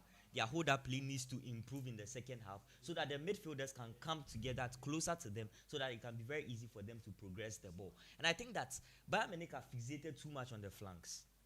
They can hit them also in the middle of the pitch. That's so true. Anytime Olise drifts in, you could see a lot of spaces in the middle of the field where they can decide to hit PSG. But they are not doing that. They are so much fixated on the flank. And then Luis Enrique is defending that very well. You have most of their players tracking back to help in the defense on the flank. So he needs to... Yes, even Dembele is tracking back. So what he needs to do is that he needs to force PSG to be a little bit balanced. What do I mean by that? He should force them to also open up. Because if he allows PSG to be very comfortable defending, it's going to be a hell for them. They are consistently going to hit on the counter. So force them to be balanced, just like what we saw. They should have moments that they will also open up. That is when you can find enough space. I always say that football is a game of space. Sure. He who understands how to manipulate space has the opportunity to win games. So his work in second half is to find how to find spaces and then manipulate the spaces and then get results against my man Jesse Ankra has spoken for both Bayern Munich and PSG. I ask you for PSG. That is the man Jesse Ankra to you. My manager, kindly guys, come in with the lines. You can call in now. I mean, we have activated our phone line. So call on WhatsApp. The line is on your screen. Call, pick, talk to us. Tell us where you are calling from, your name, and say hi to the Pandix and just talk to us. Arsenal fans, try and call in. Let's hear from you. Who do you want in the final? With how things are going, you are going to face PSG at Budapest. So just call in. We'll pick from here. And you talk to us, but over to you here. All right, so as Arsenal fans are calling in Bayern Munich fans, you can also do the same. So I'm coming to you, Nee. Nee, I'm coming to you. Nee, if you're a certain Vincent company, what are the changes you are making coming into the second half? And then I'll come to you, Gogo, as well. My man Dice, I'm coming back to you. So, Nee, if you're a certain Vincent company, what are the changes you are making coming into the second half? First of all, I think we have to say a very, very big appreciate what Enrique has done, because surprisingly, this is the first time I've seen him going with a plan B. Exactly. Like, yes, because he's always on the front foot, trying to attack, trying to press. Today, we are not seeing PSG pressing. They are just sitting back, going on a transitional play and all that. So I think, like my man Jesse said, I think Bayern can win this game if they go through the middle, because PSG has overloaded the wings. So I think they should go through the middle and they will have a chance. And also, like Coach said, Kane should stay in the box. He's dropping too deep. And that space should be manipulated by Musiala. He should manipulate that space around behind Harry Kane. But not to cut you, if Musiala is actually not doing his work, what do you think about Kane not? Because if Musiala is actually not doing the work, I think Kane will also like to step in. So, yeah. I think both of them are dropping deep. So they are having small space to operate in. So I think one should go forward. That should be Harry Kane. So that Musiala will manipulate that small space behind Harry Kane. And also they should try and create small 1v1s between Olise and Mendes and also Diaz and Marquinhos. Diaz and Marquinhos, because those are very, very good wingers on the ball. So I think there's still chance. There's still chance for Bayern. All right, so my man Gogo, do you think the referee has been fair? And do you think we've had a fair game today? In the first 45 minutes, looking at the first 45 minutes.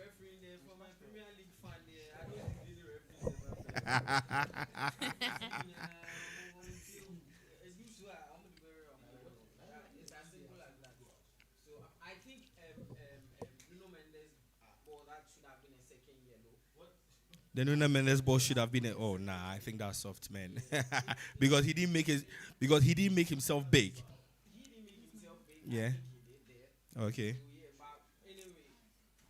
Anyway, that's basically what it is. I just want to say, speaking about what Jesse and you said, I think what Jesse has said is that we are looking at weaknesses, and I think most of us think that Zaire Emery is a weakness. I don't think he is.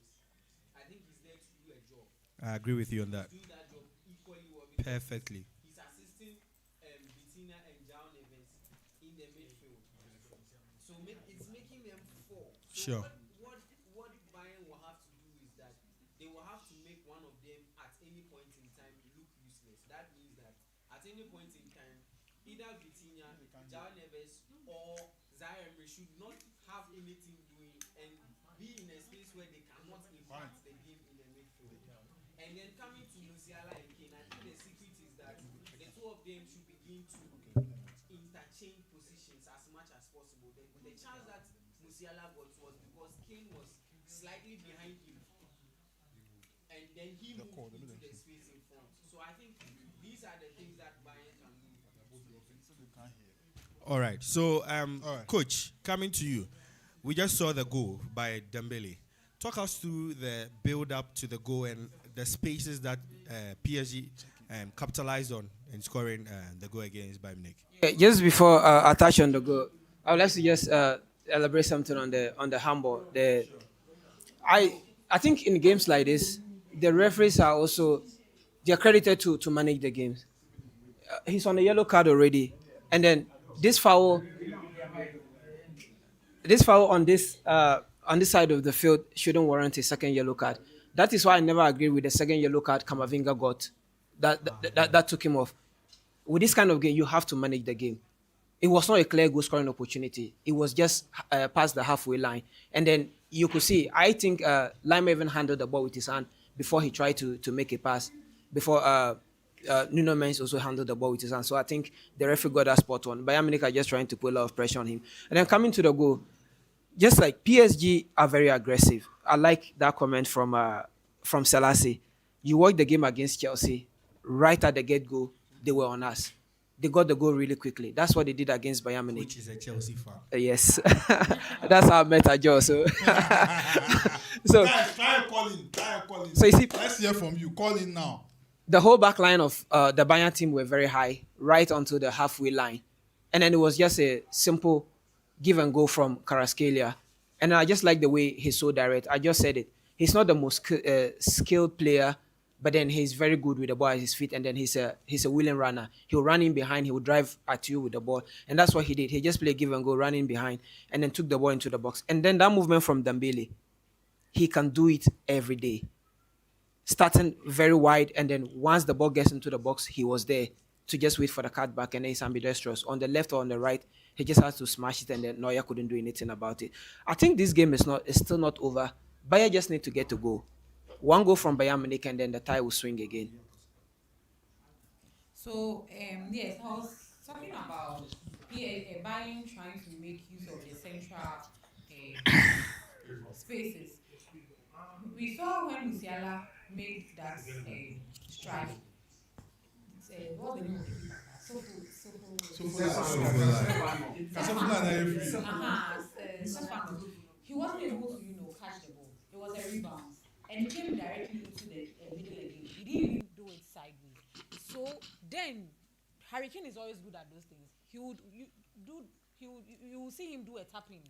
And so when that thing should happen the first or second time, I think Harry Kane will know how to position himself. That's why you are saying he should introduce someone who will make use of the central spaces. When the keeper keeps doing the rebounds thing, they will need to get even Olise or Luis Diaz tapping, and then they can get a goal from that, rather than focusing on only the flank. All right, thank you very much, There's Selassie. clarity on the handball. Okay. I think we've explained, but we will explain again if those who couldn't join during the game. So Okay. go. If Gogo can explain the handball rule for us again. Yeah, we'll explain. But We'll already explain explained again. it. I think basically, since the ball was with his teammates and it hit his hand, And not then facing. Not facing the post. goal. It's not a penalty. It's not a goal scoring opportunity. It's nowhere near. It's not a threat to goal. You're just clearing the ball. And then I would like to go to King Virgin. Sure. Imagine he clearing the ball and the player is standing. I think the ball that hits his hands, John Neves. Imagine Kane is standing behind him. Is that a penalty? Is Kane having the ball? Okay. No, I think when he was clearing the ball. no. I'm asking rhetorical questions. Is Kane getting the ball? He wasn't in possession of the ball. Looking at the trajectory of the ball, will Kane be able to have the ball? No, I'm just asking rhetorical. So you think Kane can have the Kane can have the ball? I'm just saying. Okay. But then one thing, okay. one thing we should consider here is the proximity. Okay, yeah, very true. Neves was very close to whoever cleared the ball. There was no way he could do anything about it. But I'm saying that imagine Kane is behind him. The proximity still plays. All Neves right, couldn't so have done we are anything coming about into it. the second half, and I would like to take something short from the King Virgin himself. King Virgin, coming into the second half, what are your predictions for the game, and what do you think about the game? Will PSG qualify, or will Bayern Munich? I think PSG? I think the second half, Vincent Company going into the second half, he should prioritize using Musiala, because what I see from the first half, my observation, I think he was playing through the flanks, but I think there were enough spaces in the middle of the pitch, and anytime Musiala gets the ball in the middle of the pitch, he tries to put a lot of harm or cause a lot of havoc in there. And then if he prioritizes it in the second half, I think he's going to come in with a lot of surprises, because PSG is not PSG is not noticing Musiala in there, and Musiala can be the game changer in the second half. All right. Musiala can be the game changer in the second half. We are about to begin the second half. And King Ajo, I'm coming to you. King Ajo, what are your predictions for the second half? And what do you think about the game so far? What do you Before I think? bring talk, Charlie, guys, Tiger Nuts. Selassie's Tiger Nuts, guys. And Tiger Nuts and what? Donut, or it's not donut? Samosa. Warrior Samosa, as it do not. Samosa spring roll. Samosa spring roll. And attach with Tiger Nut. If you want some, just call the number on your screen from Selassie and Tiger Nuts. You will enjoy it. But for me, guys, call in. Arsenal fans, we do the street of you guys too. So if you call, don't be shy. Just call us. The number is there. Call. Let's have the number on the screen. If we can call, we'll pick as the game is going on. Call. If the game ends to call, don't be shy. Just call us. Tell us your opinion about what we are doing at Ajotox Football and the ANF Club. Just call us. Let's hear from you. It's WhatsApp. It's not normal call. It's WhatsApp. So you can call on WhatsApp. And we'll pick and we'll talk to you. Let us know where you are calling from. That is all. So please do all to try and call us. Thank you. All right, so the second half is underway with PSG floating the ball as usual to the through line of Bayern Munich. Michael Olise with the ball. I think Bayern Munich are going to be pragmatic in this second half. Bayern Munich is going to be pragmatic in the second half. Upamecano with the ball. Upamecano releases the ball to Koray Lima. Lima back to Upamecano. Upamecano with the ball again. The ball goes to Joshua Kimmich. Kimmich with the ball. Kimmich walking in 1-2. The ball gets to Harry Kane. Harry Kane to Luis Diaz. Luis Diaz against a certain Marquinhos. Is that going to be a goal? Is that going to lead to a goal? Pavlovic with the ball. He gives to Stanisic. Stanisic with the ball. Releases the ball to Jonathan Tah. Back to Pavlovic. Back to Jonathan Tah. Jonathan Tah. Oh, wow. That was a wasteful ball from Jonathan Tah. Wow, from INDNJC. You guys are doing a great job. Thank you, my brother. Thank you, my sister. Whoever you are, we are truly grateful. Someone says, okay, so now, Kwame, this to you. Production, this to you. This is a beautiful comment to production. I like the quality you guys are giving us. I like the camera quality, guys. That's very, very impressive. Production, we are very grateful to you. And thank you for the comment right there. Musiala isn't pushing enough. And I agree with you, INDNJC. I agree with you. Musiala isn't pushing enough. And that was a nice one there. Thank you very much. Oh, I think we have Pacho on the field right now. Pacho is actually injured. So, guys, you can join in the comments. Kindly drop in your comments in the comment section and we will read them accordingly. Thank you very much.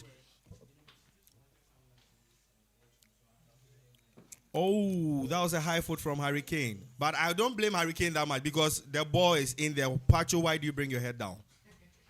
No, so if this is supposed to go to VR, do you think this will be a red card? Virgin, do you think this will be a red card? All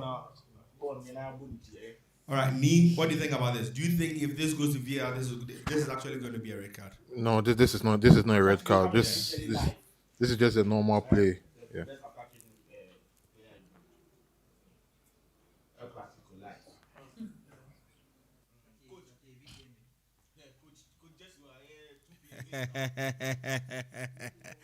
Coach Jesse, I heard Coach Jesse, they have a game on Saturday. That's the El Clasico live, right? Where is it happening? Where is it happening? Roman Ridge. So those in the comment section, those watching us live, there's the El Clasico game for the locals. That's the Barcelona fans and then the Madrid fans. Happening right Saturday, 2 p.m. You people are interested in the penalty here. Can we explain the ref did not take the penalty for Bayern? So I'm going to explain to you again. So the penalty incident, what happened is not a penalty because, one, the ball was against, it wasn't a goal-scoring threat. It was away from goal. And then João Neves didn't deliberately extend his hand. So that's not a goal-scoring opportunity. And I would say that's not a penalty. Great. So now play has resumed. Manon Lawyer flies the ball. Oh, okay, that was Sofolai. Sofolai flies the ball to Stanisic to Manon Lawyer. Manon Lawyer floats the ball in. Marquinhos pushes Luis Diaz. Now Zai Emery with the ball. Jamal Musiala pressing Zai Emery. Now that's a beautiful battle there. But Marquinhos with the ball. Luis Diaz pressing Sofolai. Sofolai floats the ball in. But Joshua Kimmich has the ball and Jonathan Tah floats the ball back into the defense of PSG. Zai Emery with the ball pushing up. Wow, but I can see the fire in Jamal Musiala in the second half. They are looking for cheap fouls, but the referee is not willing to give them those fouls. The ball back to Joshua Kimmich. Joshua Kimmich to Tah. Tah back to Stanisic. Stanisic, what Stanisic is going to do with the ball? Stanisic back to Jonathan Tah. Jonathan Tah with the ball gives it to a certain Manon Neuer, and Manon Neuer floats the ball. I'm sure he's looking for a certain Michael Olise, but the ball comes back to Manon Neuer. Wow, Manon Neuer, you should be careful. Manon Neuer, you should be careful. Upamecano with the ball to Michael Olise. Michael Olise leaves the ball back to what's happening to Pacho? What are you guys doing to Pacho? Oh, this actually, this Pacho. Pacho with a head injury, and then now Pacho is being patched. Pacho has been patched on the head, and he's been punched in the face. So it's 15 minutes into the game. The man Jesse Ankara, I'm coming to you. The man Jesse Ankara has been 50 minutes into the game, 5 minutes or 6 minutes into the second half. What's your take in this 6 minutes? What do you see from the Bayern players? What do you think about the Bayern players? Oh, I think that in the second minute, what I'm seeing so far is aggression. The aggression from the first half, this is different. I think that they've increased in aggression. You could tell clearly that Vincent Kompany went to talk to them. But then it's not just about that alone. It's also about result. We see how it's going to pay off into the second half. Okay, great. So Pavlovic with the ball. Pavlovic releases the ball to Hurricane. Hurricane on the ball. Hurricane. Wow, Pacho is doing a very great job on Hurricane. I think that's a foul. But the referee allows play on. Okay, I think he calls back the ball as a foul. Jamal Musiala looks animated in the second half. Joshua Kimmich flows the ball to the flanks, but Nuno Mensch does his work, but the ball gets back to Kara Lema, releases the ball to Michael Olise. Michael Olise, Bakumienu. Olise with the ball. Olise didn't shoot. Olise released the ball to Luis Diaz. Luis Diaz loses his composure. Okay, now the ball to Hurricane. Hurricane would like to cut in. Hurricane shoots the ball, but back the ball goes and hits a certain João Neves. Jonathan Tah with the ball. Jonathan Tah The ball to Pavlovic. Pavlovic to Stanisic. Stanisic back to Luis Diaz. Luis Diaz on the 10. Luis Diaz is being pressed. But the ball to Pavlovic. Pavlovic with the ball to Stanisic. I can hear in the studio. They are saying experience is all you need. Experience is what you need. Pacho. The ball to Desiree Doué. Oh, that was a beautiful ball. But Kvaratskhelia didn't take the run. Okay, so now Michael Olise on the ball. What's Olise going to do? Olise plays the ball to Luis Diaz. Luis Diaz again. I think Marquinhos is he's marking Luis Diaz. Whether Luis Diaz plays defense, Marquinhos is on Luis Diaz's neck. What do you think about this, the manager? What do you think about Marquinhos against Luis Diaz? We thought it was going to be Zaire Emery against Luis Diaz, but we can see clearly in the first 54 minutes of the game that is a certain Marquinhos against Luis Diaz. What's your take on that? Well, so far, so good for the team from France. I think, interestingly, like I said earlier in the first half analysis, I'm not surprised Enrique is playing a counter game. He knows the threat. He respects the attack of Bayern Munich. He can't come in here and open up again. When he mentioned pace in the first leg, I knew that for the first time, something beat him. That is pace. And he couldn't stop it. So today, he will be a bit conservative and hit on the counter. And today he's making, and then the early goal has helped him a lot to do that. So he's not very open to attack. He wants to hit on the counter, and he has the Arsenal with the ability to do that. So for me, so far it's good. If Bayern will score, no change so far, right? No changes so far from it's both not sides. Help company. He has to make a change. I'm not feeling Musiala in the game. He has to get the goal before the 70th minute. But I think he can put some pressure on PSG. If you don't get the goal, you have to score 2 goals to equalize the game to push the extra time. Sure. You don't have one now. We are playing at home. The fans are cheering on. What can the coach do to help them? Nothing so far. But I think Jamal Musiala in this second half, in the first 10 minutes of the second half, has been animated.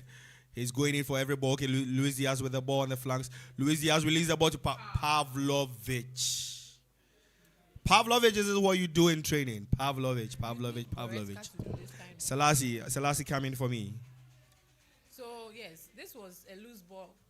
From Pavlovic. No. Kwabimenu had this loose ball, the same angle, and then he made good use of it. Wow. So if Pavlovic, you are getting this loose ball and then you are trying to air the ball, I don't know what you want to do. A beautiful comparison there. As I said in the first half, I think Sofolai is just throwing the balls when there's a goal kick. He's just giving the balls to Bayern Munich as a throw-in. I don't know whether that's part of the attacking tactics of Luis Enrique. All right, my man Google, I want to hear you on that. What do you think about that? Is that an attacking? Just give the ball back to them. Let's press them back. Okay. Exactly. See what just happened. So that's what he does. They can even kick the ball from kickoff to throw. Just allow the opponent to have the ball. We have our shape. We maintain our shape. We press you. If you lose the ball, you make a mistake, or you give us the ball back. So from my observation in the game so far, Pacho is on Harry Kane. Marquinhos is on Luis Diaz. Nuno Mendes is on Michael Olise. That leaves a certain Zaire Emery to push into the midfield, to overcrowd the midfield of Bayern Munich. Wow, that's a beautiful play from Bettina. Hey! Bettina to Desiree Doué. Desiree Doué, what's Desiree going to do? Oh, Desiree Doué has been over. Wow! He was able to shoot the ball, but a veteran Manuel Neuer punches the ball aside. Now, Jamal Musiala on the ball. Jamal Musiala leaves the ball to Karai Lima. Lima back to Olise. Olise to Lima. Harry Kane. Harry Kane. Oh, Harry Kane. The ball goes back to Joshua Kimmich. Who gives that pass? That was from Joshua Kimmich. Kimmich Ampa. The man adjusted Kimmich Ampa. Kimmich Ampa. Now Kvaratskhelia against Upamecano. Kvaratskhelia cuts in, he cuts back in. Kvaratskhelia shoots the ball. Wow, the beautiful save from the veteran Manuel Neuer. The ball to Pavlovic. Pavlovic is looking for space. Pavlovic gives the ball to Stanisic. Stanisic gives the ball to Luis Diaz. Luis Diaz catching the ball. Luis Diaz with the ball. Luis Diaz gives the ball to Jamal Musiala. Jamal Musiala back to Luis Diaz. They are always looking for the flanks. But as my able and competent analyst said, Hey, penalty! Oh no, that's not a penalty. That's not a penalty. That's not a penalty. That's not a penalty. As my able panelist said, Bayern Munich are not utilizing the middle spaces. They are always looking for the flanks. They are always looking for the flanks. Manon Neuer gives the ball back to Jonathan Tah. Jonathan Tah back to Pavlovic. Pavlovic to Karai Lema. What's Lema going to do? Lema is looking for Olise. Olise gets the ball. Olise. What's Olise going to do? Olise releases the ball to Karai Lema. What's Lema going to do? Lema gives the ball to Stanisic. Stanisic gives the ball to Luis Diaz. Luis Diaz against Zaire Emery. The only time Luis Diaz came up against Zaire Emery, he took him out. But now Zaire Emery played a very brilliant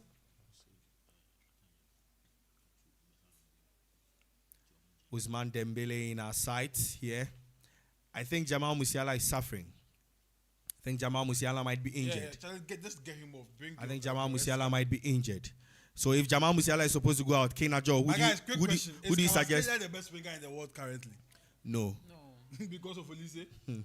Yes. You just mentioned the name. Yes.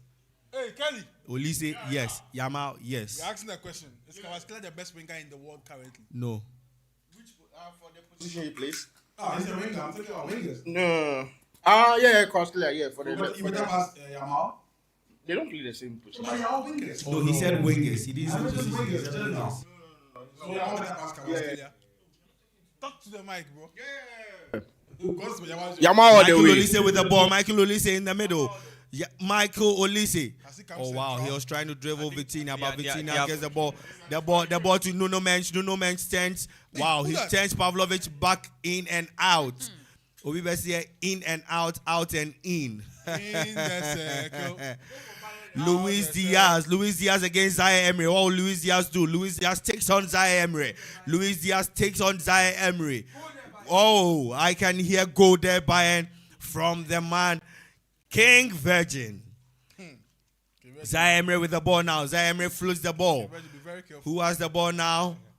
To Dayo Upamecano. Upamecano gives the ball to Pavlovic. Pavlovic, what's Pavlovic going to do? Pavlovic to Harry Kane. Harry Kane to Jamal Musiala. They are always looking for Michael Olise. Michael Olise, what's he going to do with the ball? Michael Olise, is he going to shoot to Jamal Musiala? What's Jamal Musiala going to do back to Pavlovic?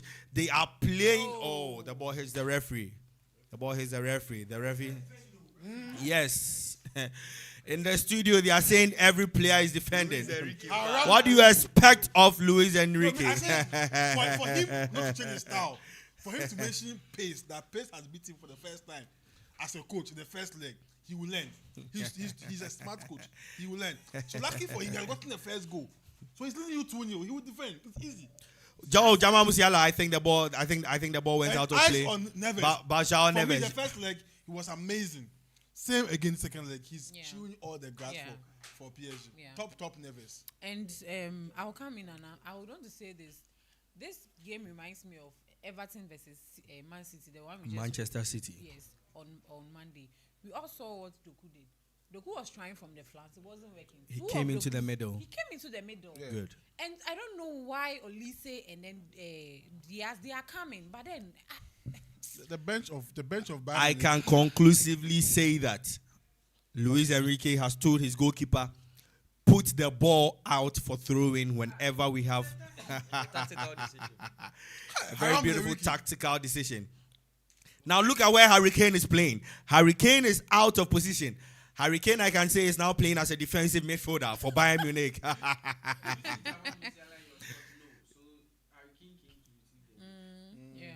Harry Kane came to receive the ball. 0 corners for Bayern Munich in the game. 4 corners for PSG. My man Jesse Ankra, I'm coming to you. Jesse Ankra, the first 61 minutes of the game. That's the first 16 minutes of the first half, or the second half. What do you think of the play and then the defensive setup of I think PSG? one notable thing that he has tweaked, that is Vincent Kompany, is he was trying to deal with the overload on the right by PSG. So he moved Olise a little bit centrally. When he does that, I mean, it disrupts the structure, because when Olise moves centrally, he draws a man with him. So you can't hold higher structure again. You have to disrupt the structure. I think that Luis Diaz should also do same. Sure. Yeah, as and when it's required, and I think they can pull off something. But I think a player who has been quiet in this game is Desiree Doué. What do you think about Desiree Doué, the King of Jaw? I mean, they have one dangerous kid on the bench doing Bakula. Yeah. That's what they do. They'll bring him in the 70th minute for him to come and tension. But John Bishop go cry and then change it. He can come and impact the game. So that's what they do. Limited. Isn't that the one coming? He's coming. Bakula will be introduced into the game, and No, then he's coming same to the for game. Alfonso Davis. So I see Desiree Doué saying goodbye to the game, and then same for Stanisic. Now the ball to Marquinhos. Marquinhos back to Bradley Pacho. Barcola. Pacho back to Nuno Mendes. Nuno Mendes gives a very brilliant ball to Kvaratskhelia. Kvaratskhelia dribbling in. Upamecano, what's he doing on the floor? Upamecano wins the ball. Upamecano gets the ball now. Upamecano flows the ball. Experience is What really, is happening to this See. Bayern Munich side? I think this Bayern Munich side is crumbling. Nana, They are really crumbling. I just saw Kvaratskhelia taking a ball in a position where Vitina is supposed to, take that ball. So, yes, he took it from the center midfield. And then he was just going to lay down the pass. So this should tell you, Luis Enrique is using a tactical formation that is really working for him. So it means if Arsenal were to face Bayern Munich in the final, Arsenal has a chance. Yeah. Perfect. With how things are good, they have a chance. Perfect. But There's how Desiree Luis Doué, Enrique Desiree Doué. Wow, that's a beautiful tackle from Stanisic. Push the ball. Let the ball do work for you. Stanisic with Pass the the ball. boy. Stanisic. They are always looking for players on the They are flanks. waiting They are not looking PSG for to go spaces and in the arrange middle. Themselves. They'll go and arrange themselves, and then they'll wait for you. Hey, waiting for a perfect pass. What are you waiting for? They are looking for Michael Olise. That is it. It is Michael Olise or no one else. Like a certain point in Barcelona's play, They should it suffer is because Lamine Yamal or no one else with the ball. They met suffering. Dayo Upamecano with the ball now. He gives the ball to Koray Lima. What is Koray Lima going to do? Koray Lima into the midfield. Koray Lima with the ball. Again. Wastes the chance. Wow, PSG pass the boy. What are Now Desiree Doué with the ball. Pass Desiree the Doué ball. dribbles. Pass the Desiree Doué going in. Desiree Doué, what can he do with the ball? Desiree Doué against Jonathan Tah. He plays the ball. Wow, that's a beautiful save from Manuel Neuer. And I'll say that was a beautiful shot from the man Desiree Doué. Wow, what a beautiful ball Do you know from the man Desiree Doué. I can fully confirm Selassie. that. I can fully confirm that PSG are going to meet Arsenal, and they will take it. Even if I should get a sponsorship, I'll go there. Because see, that day is my birthday. Yes. 30th Wow, May 30th is May. going to be We my are having birthday. a viewing party and a birthday celebration for the panelists, Selassie. Those in the comment section, kindly get your gifts ready because 30th May is a viewing party. We are tired. It's a viewing party with Yeah, Ataje. Tajes. So Boys, it's for come make it support. Free so attack. so 30th May is called the Ataje party. The Ataje party with Live Selassie. inside. Osman Dembele is out of the game, Dembele move. and then Bakola has been introduced into the game. Osman Dembele is taken out of the game, and now he has brought in Bakola. Same for Stanisic. Stanisic is going out of the game, and then someone being introduced into the game is Alfonso Can they Davis. call in? I'm asking. Alfonso Davis. Alfonso Davis. So far, guys, what do you think about the game? Coach, what do you think about the game so far? It's been 66 minutes of the game. Coach, what do you think about the game? Well, I think the game is beginning to Very more engaging. spaces are now on the wider side for Olise. And then Luis Diaz. But just like Selassie was saying, Bayern Munich are so Coach, not to catch you, that's a... Oh, wow. Dayo Upamecano. Coach, let's do that. yeah, Bayern Munich they are so slow with their transitions. I think they need to find Olise and then Diaz quickly before PSG gets into their shape. Because you can see PSG are willing to do that all night. Whenever they lose the ball, they all go behind it. So if Bayern needs to hit them, they have to play forward passes quickly to either Luis Diaz or Michael Olise. I can see still going through the central areas, it's not working. PSG aren't going to allow that. So what they need to do is just play faster, play balls in behind quickly, and then Olise and then Diaz can just come into the game. So Olise and Diaz can come into the game. But you look at the defensive setup of PSG and it's everyone behind. Coach, back to you. I just said something in the first half. And I think most people disagree. Jackson needs to come in. keep getting the balls into the box. Keep getting the balls into the box. Yes, so this. Now maybe Kim Min-jae he's for definitely Jonathan moving. Tah and Alfonso Davies for Stanisic. No, I understand why Kim Min-jae is coming in for pace. Kim Min-jae is coming in for the game, into the game He's just for going to be pace. more He's open now. introduced two pacers. Yes. That's Kim Min-jae and Alfonso Davies. There is nothing more in this game for Company. All he needs to do to introduce his pace, his guys with the pace. I think And that's the right thing to do Great. from a tactical standpoint, because when you look at him making Olise and Luis Diaz drift centrally, it's not working. Yeah. I think that the PSG defense is more coordinated, so he has to find a way to move quickly when they get the ball. He needs spacey players like Alfonso Davies. It's a All right, Luis Diaz with the ball. Luis Diaz against Marquinhos. Luis Diaz takes on Marquinhos. And 1 and 2. Luis Diaz releases the ball. Luis Diaz. Luis Diaz. Oh, Luis Diaz. Now they need to Oh. take some full decisions with their final third. Else the change. Oh, Alfonso Davies. Okay, now that's a beautiful cross. Luis Diaz. Oh, wow. Sofolai with a beautiful save. Sofolai, man. Sofolai with a beautiful save. Sofolai, Kim Min-jae man. releases the ball to Pavlovic. Oh, Pavlovic do. Pavlovic releases the ball to Dio Upamecano. Upamecano, will he take the ball back to Mainonoya? No, he takes the ball back to Pavlovic. Oh, Pavlovic do. Pavlovic on the ball. Pavlovic to Alfonso Davies. Alfonso to Luis Diaz. Luis Diaz back to Alfonso Davies. Alfonso Davies back to Kim Min-jae. Kim Min-jae to Alfonso Davies. Alfonso Davies back to Manon Neuer. Back to Manon Neuer. Back to Manon Neuer. Back to Manon Neuer. Manon Neuer releases the ball to Koray Lima. Koray Lima takes the ball inside. Who is Koray Lima releasing the ball to? Koray Lima releases the ball to Dio Upamecano. I see Upamecano now in the midfield. Wow. Vincent Kompany, what's he doing now? Dio Upamecano is part of the defensive midfield setup of Bayern Munich. Now Pavlovic with the ball. Pavlovic turns 1-2. He releases the ball to a certain Michael Olise. Michael Olise against Nuno Mendes. Michael Olise against Nuno Mendes. Michael Olise shoots. But Sofolai with a beautiful save. Sofolai.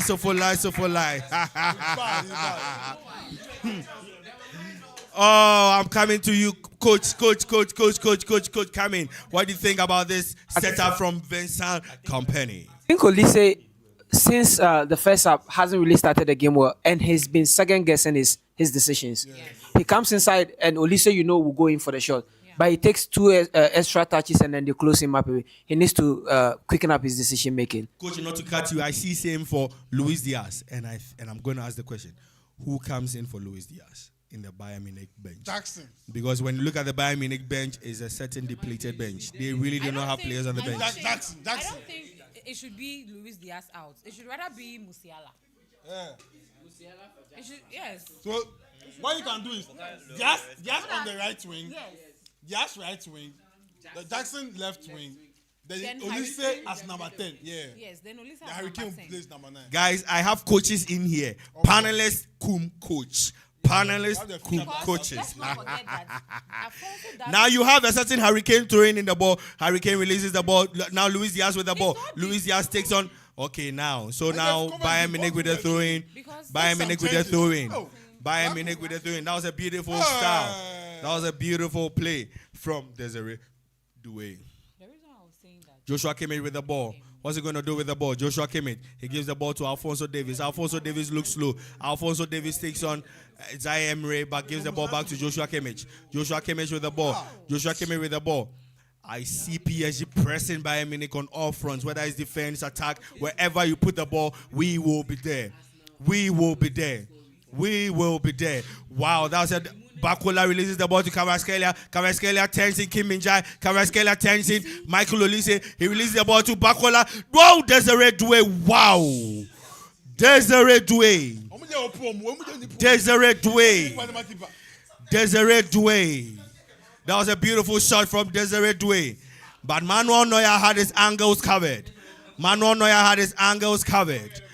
Jamal Musiala on the ball. Jamal Musiala gives the ball to Alfonso Davies. Alfonso Davies is looking for a certain Luis Diaz, but Luis Diaz is out of position. Alfonso Davies takes the ball back to Kim Min-jae. What is happening to this Bayern Munich setup? The King Ajor. What is happening to this Bayern Munich setup? Wow, Michael Olise with the ball. Michael Olise, what Michael Olise do? What is Michael Olise doing? What is happening with this Bayern Munich team? The King Ajo, come in for me. What is happening with this Bayern Munich team? Like we all agreed, they need changes in attack. So you have to try and bring Jackson on. At least, if not for anything at all, he can give you some space on the right areas. Bring Jackson, bring Olise central, take Diaz to the right wing. Musiala is not in the game. Take Musiala out. I'm surprised. The whole is a company that we've been praising you. The guy can't play. Take him out. This same PSG team comes to win Champions League back to back. They didn't buy any player. They bought somebody from Bournemouth. Or they call Zamani. I spring Zamani on the bench.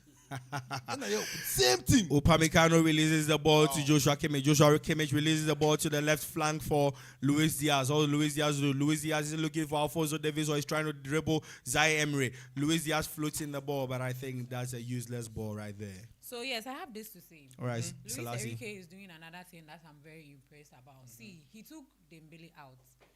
Now he has two up fronts if he's going to attack, so that the rest can sit.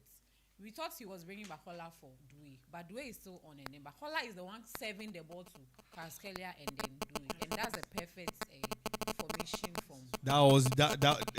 That nearly became an own goal, but Pacho has been patched on the head and is chewing his gum. The Ecuadorian Pacho. The Ecuadorian Pacho. The reason why they didn't win the Club World Cup. A certain Kopama picked up on him. Hey, Sofolai. Sofo is Sofolin. I think Alphonso Davies was looking for the corner, but he got throwing. Serious? Maresca tried. The Chelsea fans in the studio, are saying to beat Chelsea needs, to beat PSG is coaching. And then who else to do this job than Enzo Maresca? Bradley Bacola on the ball. Bradley Bacola against three defenders of the 3-0. First half. Bayern Munich. Long balls. And was able to win a throw-in. And I can clearly say Nuno Mendes was the best left back in the world. Everybody was hyping. And I can clearly say Luis Enrique learns. He learns. I can clearly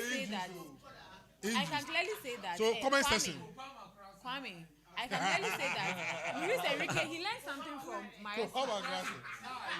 That's what he introduced in this game. Yeah, he defended. Elite, take them on. So Kex is saying, I think Bayern Munich. All right, our Joy is reading some comments. Let's listen. Yeah, from Kex. I think Bayern will blame their bad performance on bad officiating. Oh no, this game. No, there's never been a bad officiating, my guy. Sorry. Kojo of Owusu says, done deal for PSG. Who else? Kex, at this point, Yamin Yamal is better than Michael Olise. Just one bad. Desiree Doué cuts in. Desiree Doué plays. Wow. This is what I want to listen. That's a brilliant player there. The man dices. Doué just hits a bottle with his shot. That's a warning to us now.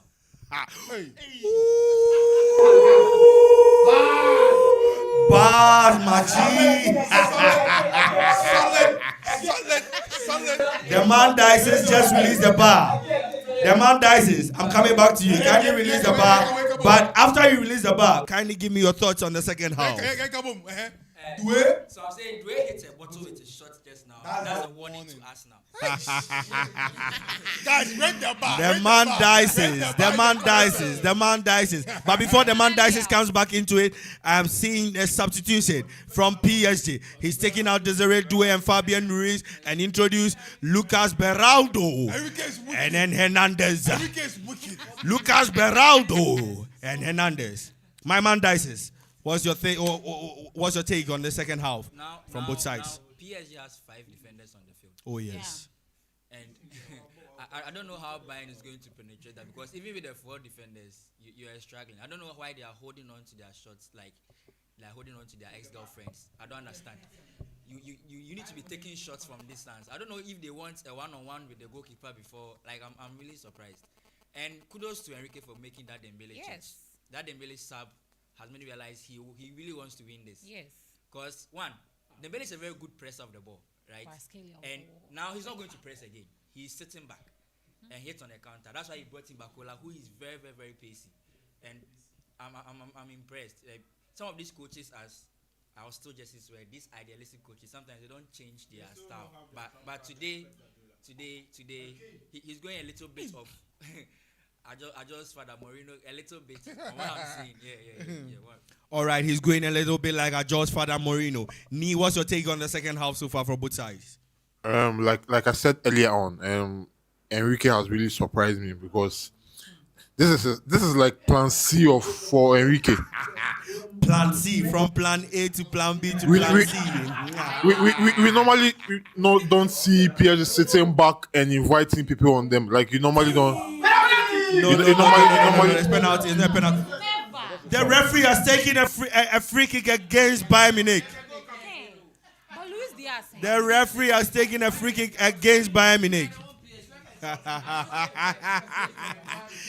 But the King Ajo, I think I can agree with this person who said that if Bayern is supposed to lose this game, he will say they will attribute it to referee decision. But I think there's a foul against Luis Diaz. There's a foul against Luis Diaz. He was shouting. The manager, your man is in. Nicholas Jackson is in for Jamal Musiala. Coachito. Nicholas Jackson is in for the man Jamal Musiala. I'm coaching them from where? Nicholas Jackson makes his premier, 10 over 10. makes his Champions League appearance Coaching them from for Cameroon. Bayern Munich. This is the first time he's playing a semi-final game. Wow, Kvaratskhelia, and that is How do you miss that? wow. Luis- Wow, I thought that was a goal. I just thought that was a goal. Selassie coming for me. But Nee, I'm coming back to you. Nee, you didn't finish your comment. Nee, I'm coming back to you. See. But Selassie, what do you think about this chance that Kvaratskhelia lost? Yes. Oh, I mean, I won't be really surprised if PSG should, have their ball in the net of Bayern again, because he has now he has 5 defenders back for him, and then he still have 2 dangerous strikers up front. Kvaratskhelia has been when he wins man of the match for this game, I won't be surprised because he has been the workaholic for them. Don't be surprised. No, Nee. Sorry, Ajo, we're saying something, right? It's between them. Ajo, Yes. you did talk. Yeah, so I'm happy he has made my change. I'm just hoping that Okay, I just got a bus. Wait, from the king. He said he's doing the workaholic, so he will follow Sarkodie to rapaholic. Rapaholic UK 2027. Match set 2027 in the UK. Here we come. Nee, coming for me. Enrique has really surprised me, and this is like plan C. Like, no, I am because I thought he was going to open up. I am because if I'm full the coach. The man go, I'll come to you. Go, I'll come to you. So Nee, yeah. always plan A, and it's not working. Like tweak it small. Like tweak it small. Like Hansi Flick is 11 years. Hansi Flick is the 11 coach years. that says that hey, pay attention. Hansi Flick is the coach who says that plan B, we say plan A for work. He doesn't have a plan B. So plan B with Hansi Flick doesn't work. So Nee, can you continue? presses, who plays expansive football, sees that it is his time to win, and has tweaked everything. Everything. Do you believe that when someone tells you that PSG will sit back for this match, would you believe it? No. Yes, and here we are. See where his strikers and things are. But we are overlooking something. Does Hansi Flick have the men to sit in tight spaces, to sit down deep?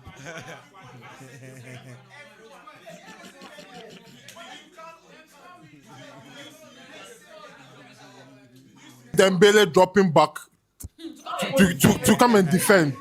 Dembele has been trained for that. Yes. Has Hansi Flick trained his guys to come back to defend? All right, my man Gogo. Gogo, what's your take on the game so far?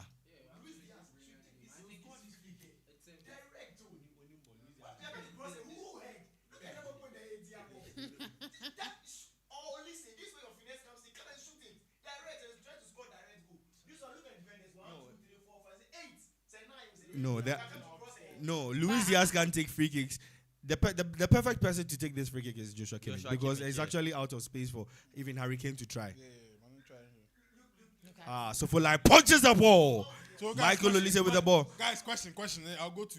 So with the way we all love Enrique now, the gap. I'm coming to you first, Kra. The gap between you and Pep still is it that big? It's still big. Whether I like it or not. It's not big. Wait, what makes it big? Because honestly speaking, you can't tell me it's big. Go. Because Enrique is being underrated to some extent. Very. I want to hear from coach. Enrique is just it's like a pendulum. It swings as and when. I think they're on the same level, equal level. He said just he didn't say you. Because they are equal level. Even Pep Guardiola will tell you that he learns a lot from Enrique and what Enrique does. If Pep Guardiola decides to break down how he learned defensive structure, he will mention Enrique's name more than twice. That is because he knows what Enrique does as a coach. And I've listened to Pep Guardiola speak about Enrique in glowing terms. They are both from the school, the Johan Cruyff school. I like Jesse always says, the idealist school. But they both of them have decided to enforce certain aspects of their games. And of course, when you look at the statistics, they all have it. You put a treble down, Enrique will bring it. Whatever you want to do, Enrique will do it. Oh, my boy is coming in. Oh, my boy. Leonard Cow. Yeah, so I think the gap is not that big. It just swings as and when. So guys, what does it take in the conversation? The gap between Pep Guardiola and the gap between Pep Guardiola and Luis Enrique. Joao Neves. What a boy. Joao Neves. What a player. So the King Ajo, you are saying something. The King Ajo. Yes. The King Ajo, you on the floor. Yeah, I'm asking Ni now. Ni, what the take on this? Yeah. I think. Then that's too much. Ni. Guys, knees on the floor. Guys, let's listen to Ni, please. Between Pep and sorry to cut you, but Vincent Company is making a tactical decision. He's taking out Dayo Upamecano and bringing out Luis Enrique replies by bringing on Senny Mayulu. Luis Enrique. You remember I said this game is a game of chess. He's going to lose in the Champions League final. Who? Luis Enrique? In your dreams. I think.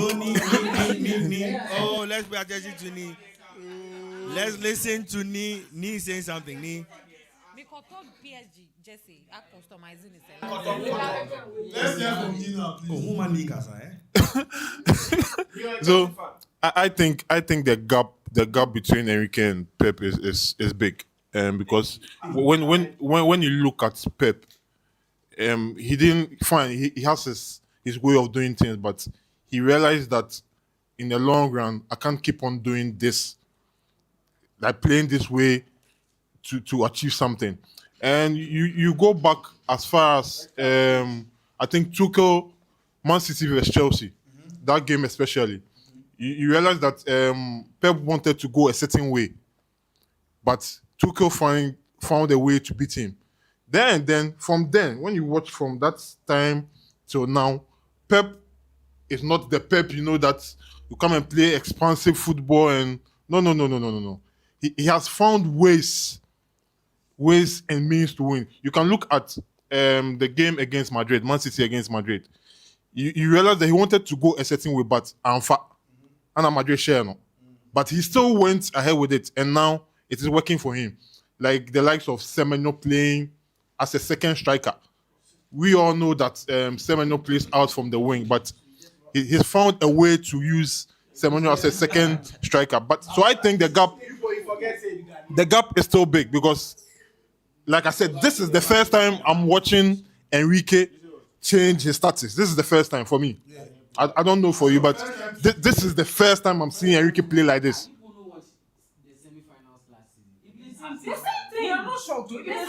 Against Arsenal.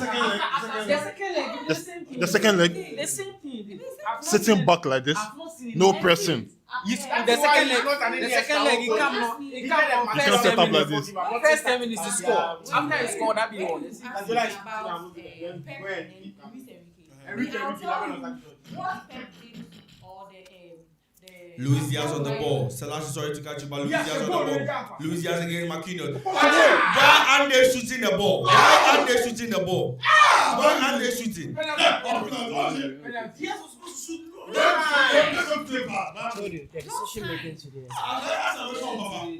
The decision making today from Bayern Munich. They are playing the ball like Suleiman and Yasri, that's straight bullet, man. I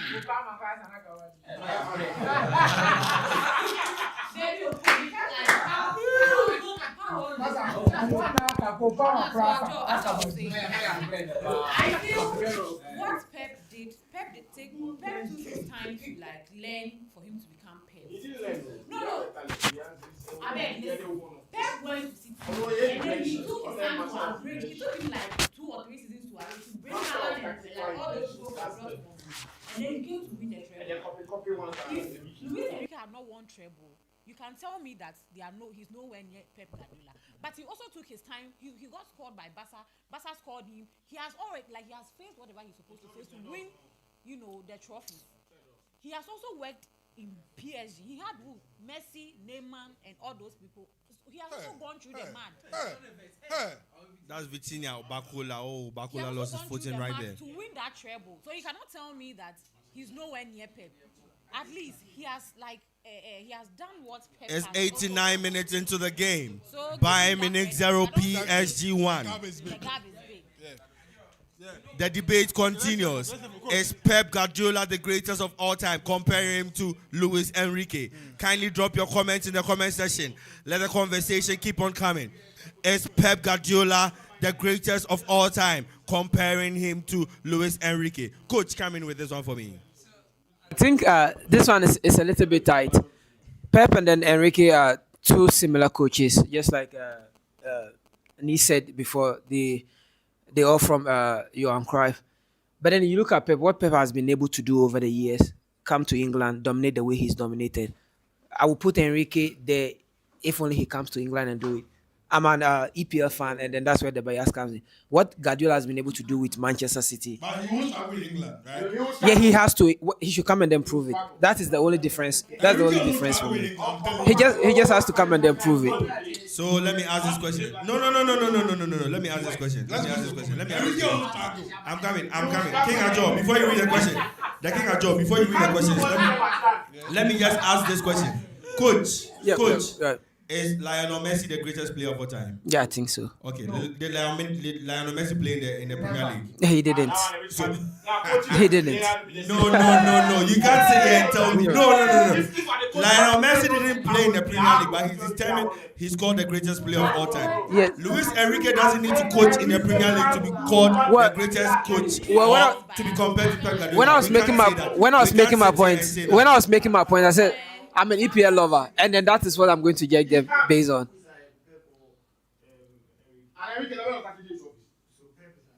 Pep is ahead, but no, our just question is, can we What's in the Davino strategy trophies? say the margin between them is that But we're talking about trophies and a year. And then a paper here, No. I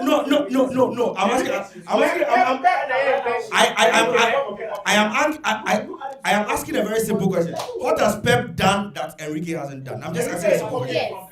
He's coming from Pep. He's trying to. Enrique is trying to be a Pep. Are you serious? Enrique is trying to be a Pep.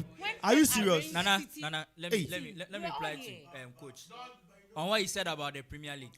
Dices, please take that. I don't think Enrique will struggle. Yeah, I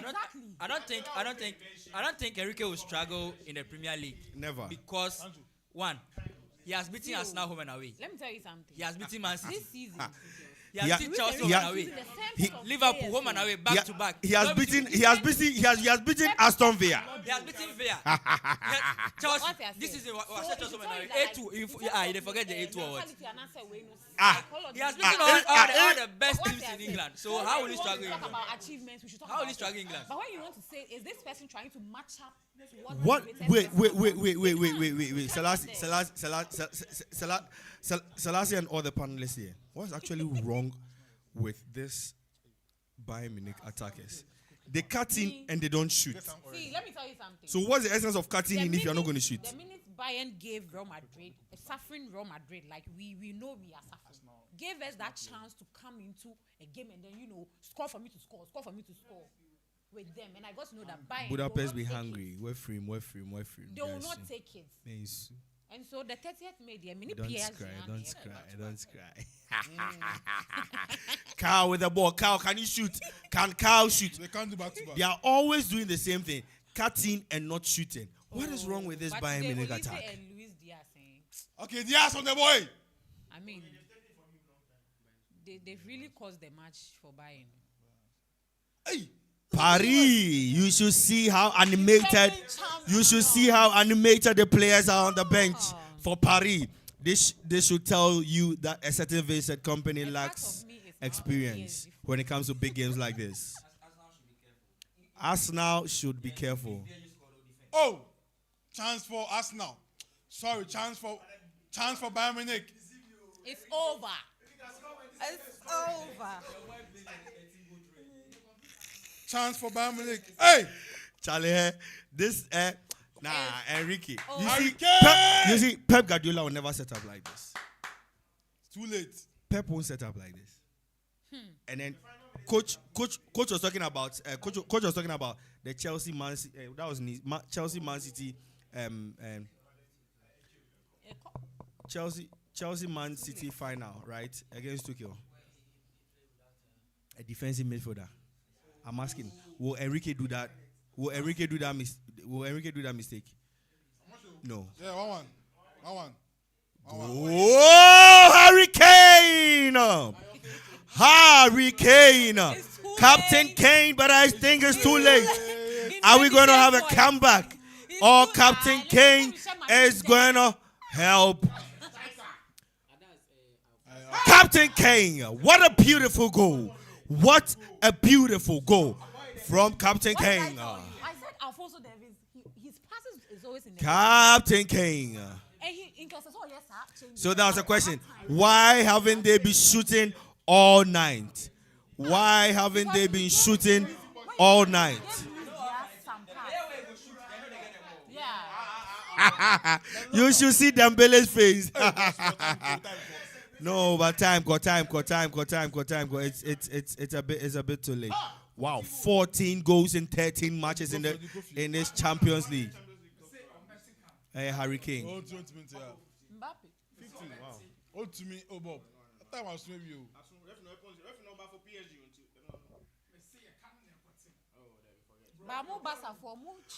Can Bayern Munich give a last shout?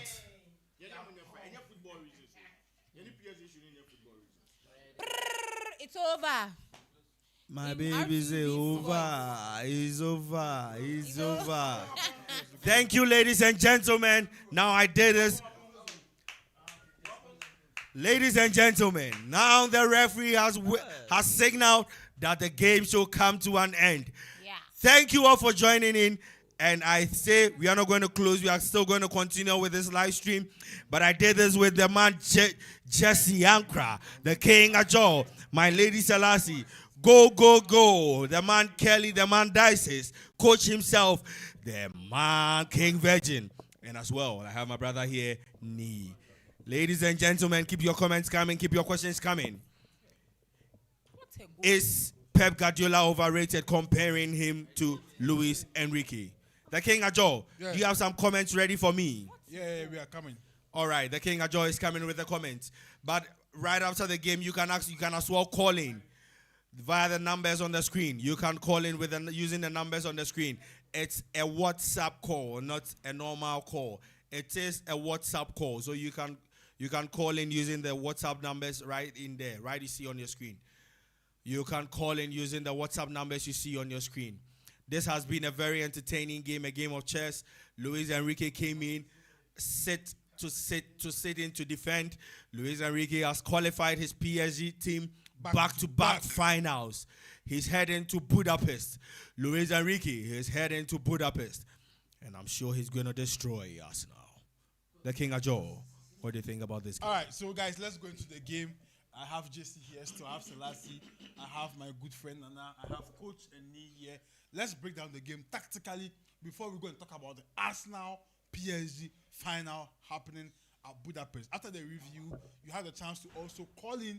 I'm going to read your comments too. So I'm starting with Jesse. Jesse, they have done it again, back to back. Like we're saying during the game, they only bought just one player, and that player was for even Bournemouth. He's not even starting. So basically, they have the same or similar starting 11 that destroyed Inter Milan last season in the UCL final. They have them again going to the final again, back to back again. After they were struggling as PSG with all the money that they had, bringing Zlatan, bringing Cavani, bringing Thiago Silva, bringing Messi, bringing Neymar, having the general Mbappe, the general. They were all around. They couldn't do anything. PSG again to the final. The display today, the haram today from Enrique. Talk to us, Jesse. I appreciate greatness, honestly. I mean, just a few handful of coaches can do what Luis Enrique has done with this Paris Saint-Germain team. After Nasser Al-Khelaifi came to the ownership of this team, he had to raise the team from what a normal PSG side will see to a glorious PSG side, and then it was none other than Luis Enrique. First of all, we could talk about the challenges that the team used to face with finding the perfect blend of the players. Kylian Mbappe, Neymar, Messi, all these players were not able to get the Paris Saint-Germain team to the promised land. But then he needed players who understand system, who be very coachable, so that whatever system he gives to them, they are able to do it. And then he has done it again. I think this was a very interesting match to watch. For me, I think tactically, it was a tactical battle. I think Vincent Kompany had it right. Mm-hmm. Luis Enrique surprised me. However, he also had it right. Vincent Kompany had it right in the sense that what he was supposed to do to nullify what PSG has done, he did exactly that. But then the end thing was the decision making from the half of Bayern Munich. They were not efficient when it comes to scoring of goals and taking the right decisions on the final third. I think that with Luis Enrique, what surprised me the most was his defensive organization. I think sometimes you can adjust to a defensive approach, but then will it be so good as an attacking team? Usually there's a trade-off. Most attacking teams are excellent when they are attacking, but when they are defending, you won't get that same quality when they are defending. But for Luis Enrique to be able to pull such a quality defensive structure, to be able to defend from majority part of the match, I think it was incredible from a coach like Luis Enrique. Literally everybody was working. Everybody was behind the ball, trying to prevent the ball from getting back of the net. Even if you look at Bayern Munich's equalizer, sheer individual brilliance. They try to get the ball inside, and then individual brilliance by Harry Kane. You don't really get this on a normal night. So kudos to Luis Enrique and his PSG side. We need to appreciate greatness. And from a Bayern point of view, how bad do you feel for Kompany?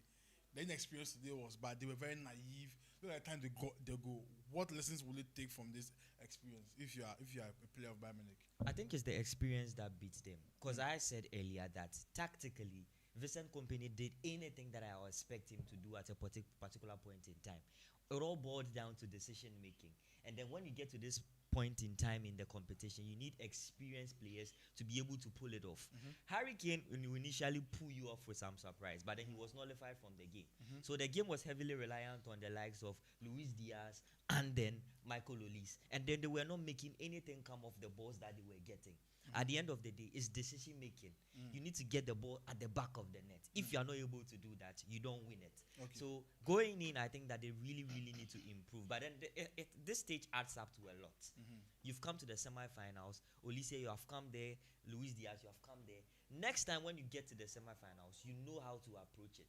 That is the same thing PSG did this time on. So experience came to play, and then Bayern progressed. So we'll have an argument before we go into the final result between Arteta and Luis Enrique will angle who's currently top at his game because of what Mikel is also doing in England. Let me come to you, Nana.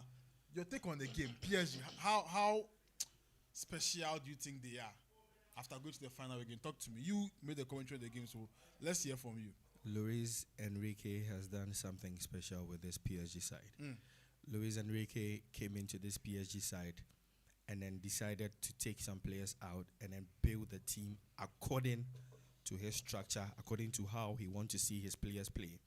Luis Enrique came into this PSG side and I saw a clip of him taking Mbappe aside and coaching him that this is not all about you, it's all about the team. Luis Enrique is a man of people, and he's a man who decides or believes in a thing that the team comes first before the individual. Luis Enrique has put together these young guys. I think Marquinhos is the oldest in this PSG setup. And Marquinhos, I think, is 32 years. He's actually not even older. So Luis Enrique has put together these young guys and then put something in them that says, we are doing this for this coach. We are doing this for this team. Luis Enrique has come into this PSG setup and then changed history for them. Luis Enrique has come into this PSG setup and then they are a threat in Europe. Luis Enrique in this game showed why he is the coach of the year and the coach of the season. Luis Enrique, yes, we call the French league the Farmers League, but hey, Ajo, Luis Enrique has brought a different narrative to the French league, showing that PSG is a force to reckon with. He's beating Liverpool this season. He's beating who else in the run to this. He's beating. Sorry, here he's beating Chelsea.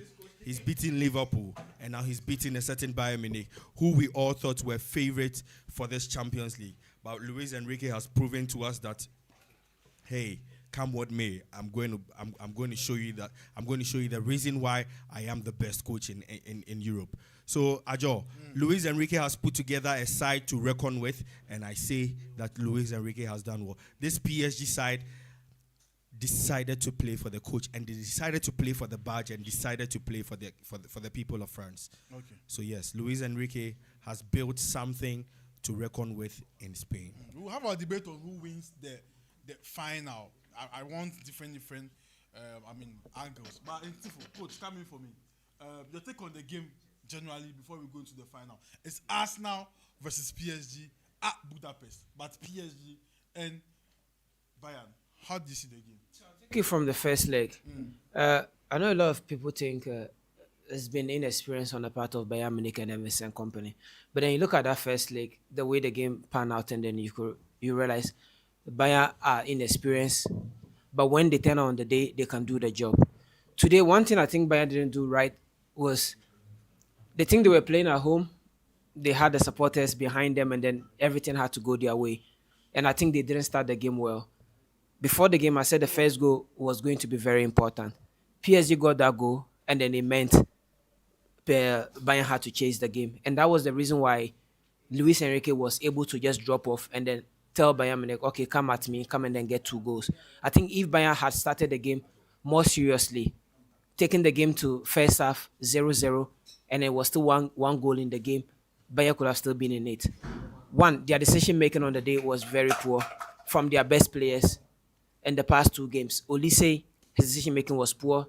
Diaz was always being doubled up anytime he had the ball in wide areas.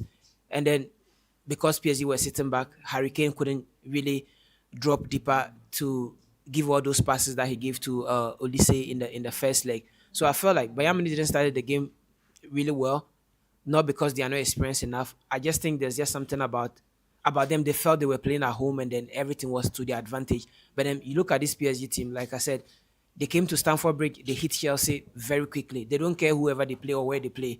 They are always going to be expansive. They are always going to try and then play their game. And then that first goal surprised Bayern Munich. And then 2 goals up, it was just too difficult for Bayern Munich to come back. It meant they had to play more expansively. They had to take more risk, and then they couldn't afford to do that all the time because when you lose the ball to Kvaratskhelia and then Desiree Doué, who was very good on the day, it could have been 3 or 4-0 up, and then they would have been out of the game. So I think Bayern Munich just played into the hands of PSG today by not starting well and then giving that second goal to PSG.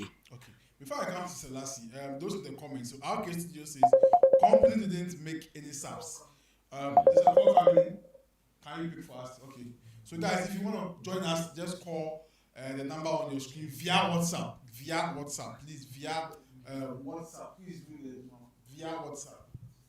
Via WhatsApp, please. If you call in, you tell us where you are calling from, and you talk to us. The number is on your screen, so we call via WhatsApp. Thank you so much. And let me go back to the okay, the company didn't make subs early enough. When I hear some bars from Kim Reddy, I hear one. Okay. If Musala had created a bit more support, Kane would have gotten the goal a bit earlier. The game would have been different. Okay, so let's hear from you. There's a call coming. I will pick it up. So let's hear what they're doing. Okay. So the person. So keep on calling us. More use of Elixir. Pick it. Okay. Hello? Hello? Okay, somebody's asking the call. Keeps coming. Hello? Hello? Hello? Can you hear me? No, we can't hear you. Okay.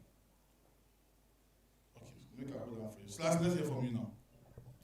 Yeah, so what's my question? Oh, take on the game. General take on the game. Okay, so the first You are happy PSG in the final, so let's hear from you. Yeah. Yes, so I noticed Bayern. Okay. I think incoming call is not happening. Let's hear from you. No, let me call it. Okay, let's hear from you. So yes, from the first leg, I noticed this was not going to be a go through for Bayern because we saw how effortlessly PSG scored them 5-2. 5-2. Because Luis Enrique didn't close up the game early, he gave them the chance to, come in without 2 goals, which made them feel that, okay, they are just 1 goal difference, and when they come to Allianz Arena, they'll leverage on it to score them. But there comes in a once champion who would definitely have a formation to, hit you down. And that's what he did to Victor. What's the name? Company. Yes. Vincent Company. Vincent's Company. I always say Victor. So yes, and Company also didn't have his subs like well. I don't know why he didn't introduce Goretzka in this match. I don't know whether he's hurt or something, because if you have Goretzka in your bench, at least Goretzka has played a lot of Champions League games, so he should have that experience to help you in a critical time like this. And I said it, if this second leg, if it ends with a goalless draw in the first half, then it definitely means that there will be an extra time. But when PSG took the lead, yeah, hello. Yeah, please. You're the one where you are calling from. Can you hear me? Yeah, I can hear you. Okay, talk to us. Let's hear from. Where are you calling from, please? I'm calling from Stentex. Okay, talk to us. Let's hear from you. Yeah, as you see the match, if you feel like you Arsenal for the finals,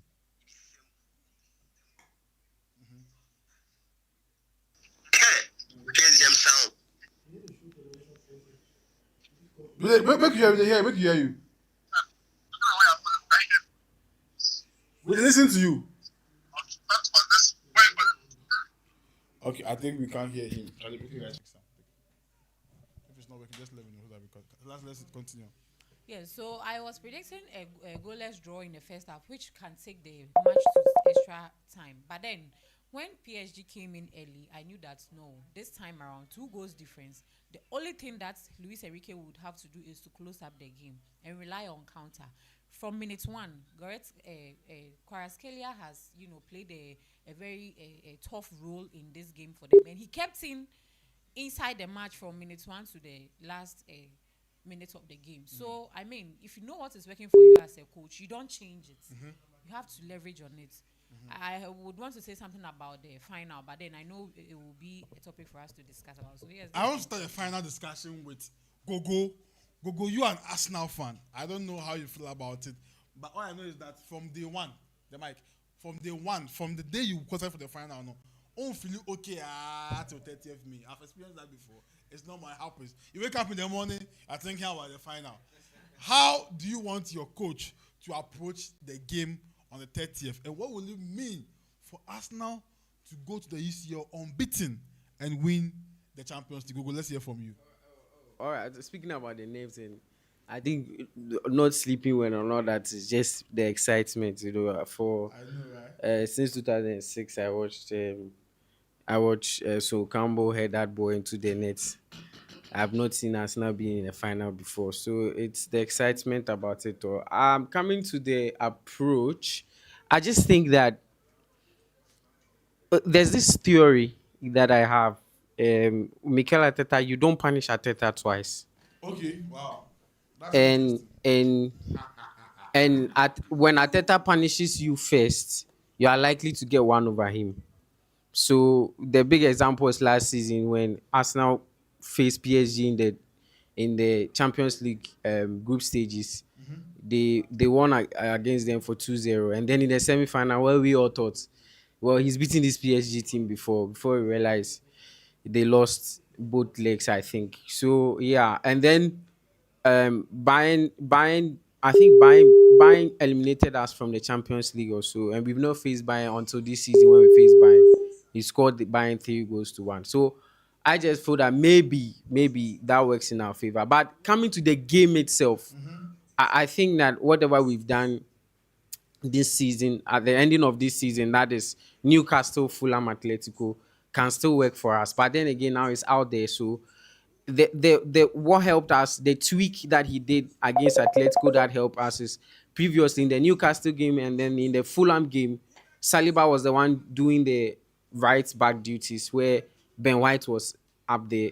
Declan Rice fills in and then Saliba does right back. He gave a lot of the build-up play to Saliba this season. Took it from Gabriel last season. Gabriel was doing a lot of the build-up play last season. Took it from Gabriel and did that, and he has given it to Saliba this season. And so he has to find a way to beat Enrique, probably at his own game. And if I know Mikel Arteta very well, he's learnt enough to know that when you are entering into the game where you know a coach is better than you, you do not try to match up with the coach. And so that is also one trump card he has close his chest. But again, that game is going to be like the Carabao Cup final, I think, the one against Manchester City. He who blinks first loses it. That's what I think. Let me come to you. How does Mikel approach this game?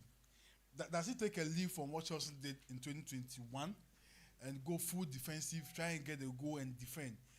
With what we've seen today from Enrique, if he gets the first goal, the final, he's going for the second goal and probably defend because he respects the quality Arsenal has.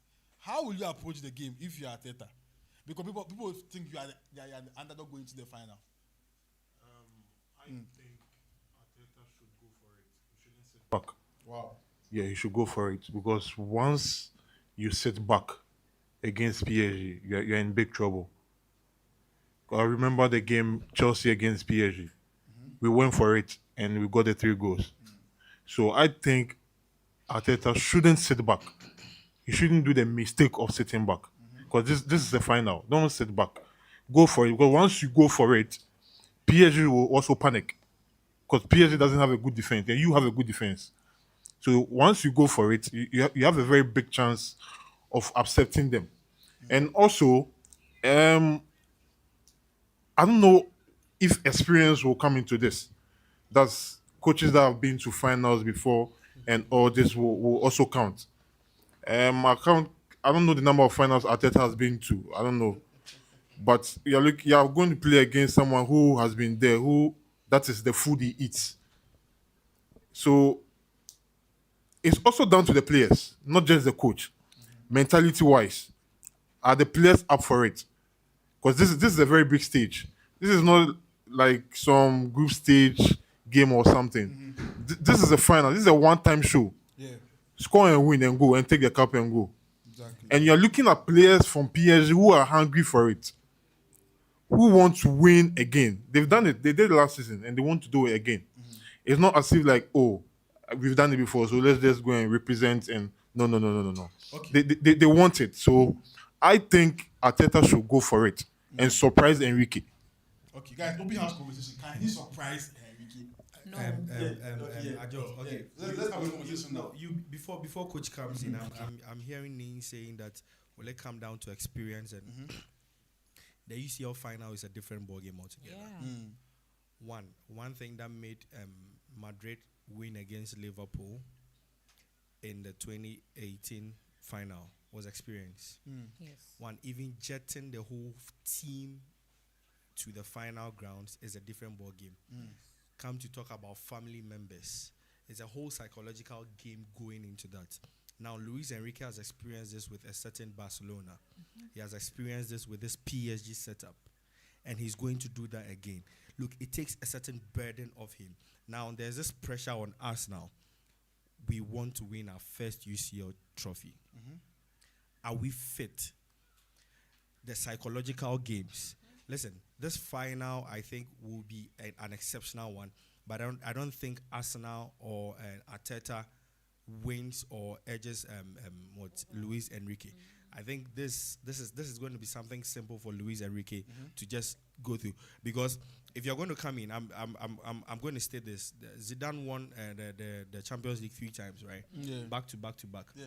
Madrid went to the final with 3 different teams, and these teams were not prepared. It's like on the day they were jittery to score against Madrid, and you could see Madrid was always relaxed. When Juventus went down against Madrid in the 2017 final, Mandzukic scored the goal for them to come in, and then you found Juventus, okay, let's go on the attack. Madrid was relaxed. Yeah. They hit them on the counter 4. Liverpool came into the game against Madrid in the final in 2018. Okay, yeah, we say Salah's injuries caused, but I think even if Salah was in that game, it was going to be a different ball game altogether. Yeah, they will say Loris Karius caused Liverpool the game, but I still sit here and say that the ball Marcelo gave to was his name, Gareth Bale, to score. It was all about concentration from the midfield of Liverpool players. Let's take the slack of Karius. It's all about concentration. How concentrated can you be enough on that field? And you could see in the 2019 final when Liverpool won the Champions League, you could see that Liverpool was more relaxed. Liverpool had been on that stage before. The players had been there before. In as much as that season, we got 97 points and not win the league. It would have taken a toll on Liverpool players, but they came into the final knowing that we have been here before. Tottenham came into the final and felt jittery because, okay, the London club, they wanted to settle the North London derby thing. Like it was all the first time thing. So you could see Tottenham played the game all right. Liverpool sat back, soaked in the pressure, hit them on the counter attack, and Liverpool won the game. I think this is going to repeat. There's no way Arsenal. If it was a Arsenal Bayern, then I think Arsenal edges Bayern. But since it's PSG Arsenal, I'm sorry, Arsenal can't do this. So let me read this comment and I go back to PSG he wants to counter your take. No disrespect, Arteta can't match PSG's band for band. Simple. When it comes to the last minutes of the game, I wouldn't be surprised if Arsenal defends throughout the game. You disagree? No, the mistake is Arteta is not going to match Enrique band for band. He's had enough experience to know that Enrique and PSG is better than him. The only way Arteta wins that game is to be like a hyena. You wait, take your time, you pounce. When you get your opportunity, you take it and you move. I don't think if you ask Arteta today, he's not going to admit that he's going to play a game where he's going to be free-flowing. I'm sorry. Interesting. You see this thing, I think the City game, right? The Arsenal City, was it the Carling Cup final? Yeah. They sat back. No. I'm an Arsenal fan. Arsenal didn't When- go to that game to sit back. wait. Arsenal went to that game to play, and it cost him. He's not And then going that's to a play perfect- that game.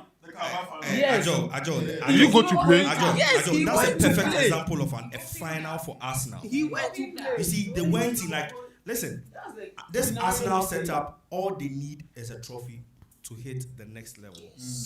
The players are listen. Me, I think going into that Carabao Cup final, right? All Arsenal needed to do was to relax. I'm being honest with you, because if you look at the previous year, that was Liverpool against Newcastle. Liverpool against Newcastle in the Carabao Cup. Liverpool came into that cup final having lost against PSG, playing an extra time. Good. So now Liverpool came into that final thinking they had an upper hand over Newcastle. But Newcastle was relaxed to bring out their game plan, which worked perfectly against Liverpool. So Liverpool lost that game. So if Arsenal can be relaxed and bring out their game plan to nullify whatever counter that PSG has, Arsenal can win the game. But I doubt that Arsenal can, because and a perfect example we've seen this season was the Carabao Cup, which they lost. Okay. So Very interesting conversation. yes, just to end where Nana left off. So we still have a lot of days to the final. A lot of things is gonna happen. Can Arsenal win the Premier League? If Arsenal wins the Premier League, they will be the most relaxed team going into that final. If they don't win the Premier League, there's going to be extra pressure on going so close to every single trophy this season and not winning anything. And then that will be so big on them. Now, I've always loved the underdog story. What has been Arsenal's strength the whole season? An Arsenal fan is their defense. Why do you go? Of course, 100%. Why do you go and sell that in a 90 minutes game? I think Arteta is going to be Arteta on that day. He's not going to try to match PSG, which he cannot. He doesn't have the attack to do it. People are saying Chelsea did against PSG. Of course, Chelsea got Kopama. They had Joao Pedro, who miraculously was just scoring from every angle. Had the element of surprise. Exactly. PSG knew they were going to that game As the favorite.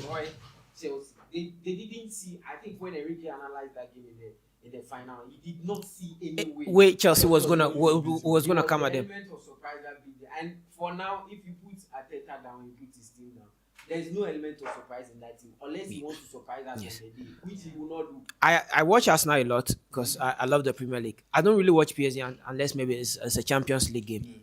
Arsenal are difficult to break down. Trust me. You don't get spaces. This the Serie Due and then Dembele and Co. You won't have the space to run in anywhere. You have to break them down, and that is going to be very difficult. And one, Coach. It's going to be difficult for PSG. Okay, Jesse will come in, but I'm coming this season. I'm going to give you three examples. Liverpool against Arsenal, home and away, nullifies whatever they are saying that we can't penetrate Arsenal's defense. Manchester City are home against Arsenal this season. And then it all goes down. In these three games, a certain player didn't start. Sorry, a certain player, that's in the third game, a certain Eberechi Eze. He started in the City game and you saw what he did until he came out. I'm sitting here to say that on that day, if Eberechi Eze doesn't start over Martin Odegaard, Mikel Arteta is going to lose the final. No, like pan it to me. On the 30th of May, if Eberechi Eze doesn't start over Martin Odegaard, I'm sorry, Arsenal. I'm sorry for him. As an Arsenal fan, if Arteta starts both Odegaard and Eze, we will still lose the match. That's so no. If you start both, it's like both are trying to be creative players, and then if you start a certain Martin, you don't. No, he did it in the City game, and it was working until he took it. It was supposed to be Odegaard. Odegaard was just supposed to be. It works for them if Declan Rice is able to have much of the ball. No, but Declan Rice is not going to be a defensive midfielder in that game. So. Us to cast. Yeah, I want us to cast our mind back to just the first leg of the semi-final. How does PSG play? How do they create their chances? Exactly. So the reason why I am so confident that Arsenal are going to be able to upset PSG is that PSG doesn't play like the way Man City play. You know how Bernardo Silva, they are good in the half spaces. They can do combinations. They can play central. Wait, you want to tell me that PSG doesn't have They the can do it. players No, I'm coming. in the house spaces who don't They do can it do well? it. That's not their style of play. I'm not saying they can do it. Man City can do that perfectly. That should tell I'm you coming. that- I'm coming. I'm coming. I'm coming. I'm This coming. game alone should Nana, let you know that Nana. Luis Enrique can change his style. No, you can to change fit it. the game. I'm coming. I'm coming, Nana. You can. I'm coming. I'm coming. You can change it on once, but that's not something you've been doing. Do you think Enrique will do that in the final? I'm coming. When I'm coming, Nana. Let me just finish it. Okay. I'm coming. Okay, you finish. Let me come. Look at something here. Yeah, I'm coming. When you see PSG, does PSG invent? They don't invent Hakimi. They like to be expansive. They like to overlap. They like to use the space, playing behind you. They have good wide players. Pep Guardiola like to play in the half spaces. Ike Nuri come inside and then play in the half spaces. Cherki, Nico O'Reilly, that's what he loves to do. So even if you are packed centrally, he can still find combinations, one tight pass to open you up. PSG don't do that. I'm not saying they can't do that. They can't do that perfectly than Man City. Sure. PSG wants space. You have to be able to give them space to run in behind you, which Arsenal is not going to do. Arsenal can off the ball, they can be 5-4-1. Just leave Gyökeres on top there, and they'll be very solid. You have to be able to find something against them. And mind you, don't forget about their set pieces. I'm coming. No, Anton Somuyo. Arsenal set pieces. It comes into play. I'm just trying to tell you what Arsenal can do against PSG that day. If Arsenal can stay compact, not give PSG spaces to run in behind, PSG are not going to have it so easy. That is why I'm so confident. PSG don't like to do the combinations. They want to find space to run in. That was why the game ended 5-4 the other day. They had all the freedom they liked. Kvaratskhelia was running at players. He's not going to run at anybody. Saliba is not going to be isolated. Nkapie or whoever is not going to be isolated. They are going to make sure they protect their box and they make you work for that chance. And I think it's going to be. Is Arsenal going to sit low? Is Arsenal going to sit low block or mid block? They don't really sit low. He doesn't sit low. Going to sit mid block. Yes. And then how do you call it? PSG operates in a wide angle. Are you telling me that if Hakimi starts, they are going to leave the ball in the middle? No, they're not going to leave. That's I said they're not going to leave the central areas for. That's exactly what I said. You see what Luis Enrique is doing to you, the results and the trophies that he's getting now. That is what Arteta is doing. He's not there yet to get those results. That is why he has already lost one trophy and he's yet to lose the others. He should just pay attention to the West Ham game this weekend and then take. I understand that. Have it in mind that Salassi. Have it in mind that the final. All of you are spoken. Let's say from Jesse too. Okay. With angle, like just let me come. The set piece angle. Does it come into place? Is it that dangerous? It is. Does it come to? It's a final. It's just one game. Yeah. Anything can happen. Talk to us. Yeah, I think at this point, everything comes to play. But I think from now to the final, there are a lot of variables that are going to define who is going to win. So from now to the final, anything can happen. Yeah. From now to the final, Eberechi, God forbid, can get injured. From now to the final, Hakimi or anybody can get injured. Yeah. So from now to the final, anything can happen. However, this is what I believe. I believe that there are a lot of styles of playing football, but all of the style of play that you want to play is centered on two systems. Either you want to play high risk, high reward football, or you want to sit back. It's as a result of low risk, high reward. It's as a result of these two styles of play that a lot of styles of players emanated from. Arsenal will go for the latter. They want to sit back. They will want to risk a lot. But the PSG I've seen, the attack of PSG that I've seen, is so potent that it can unlock whatsoever defensive structure that you want to set up. I won't give any example far. PSG versus Inter Milan. They said pragmatism is to the Italians. Nobody last season at that far of the Champions League could have defended better than PSG. Against Barcelona, they said they wanted goals, so they came out against Barcelona. Even with that, the potency of Barcelona's attack unlocked that PSG defensive midfield. We had Lamine Yamal and so many other players unlocking that Inter Milan defensive structure.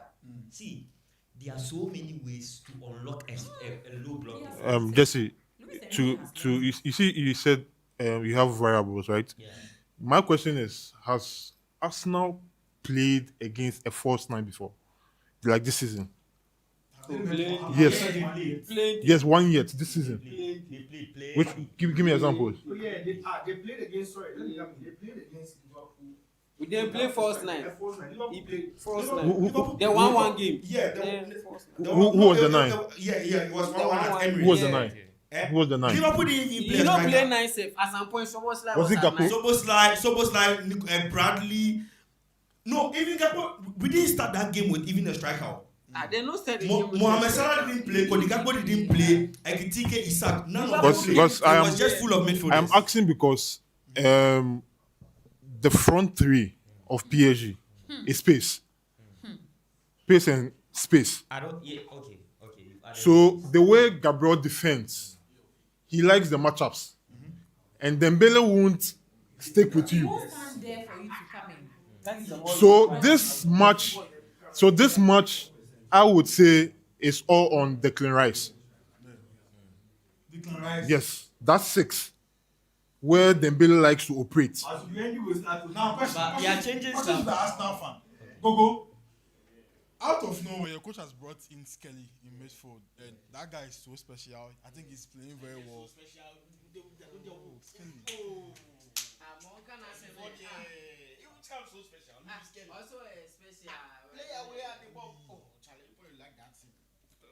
So special that he's.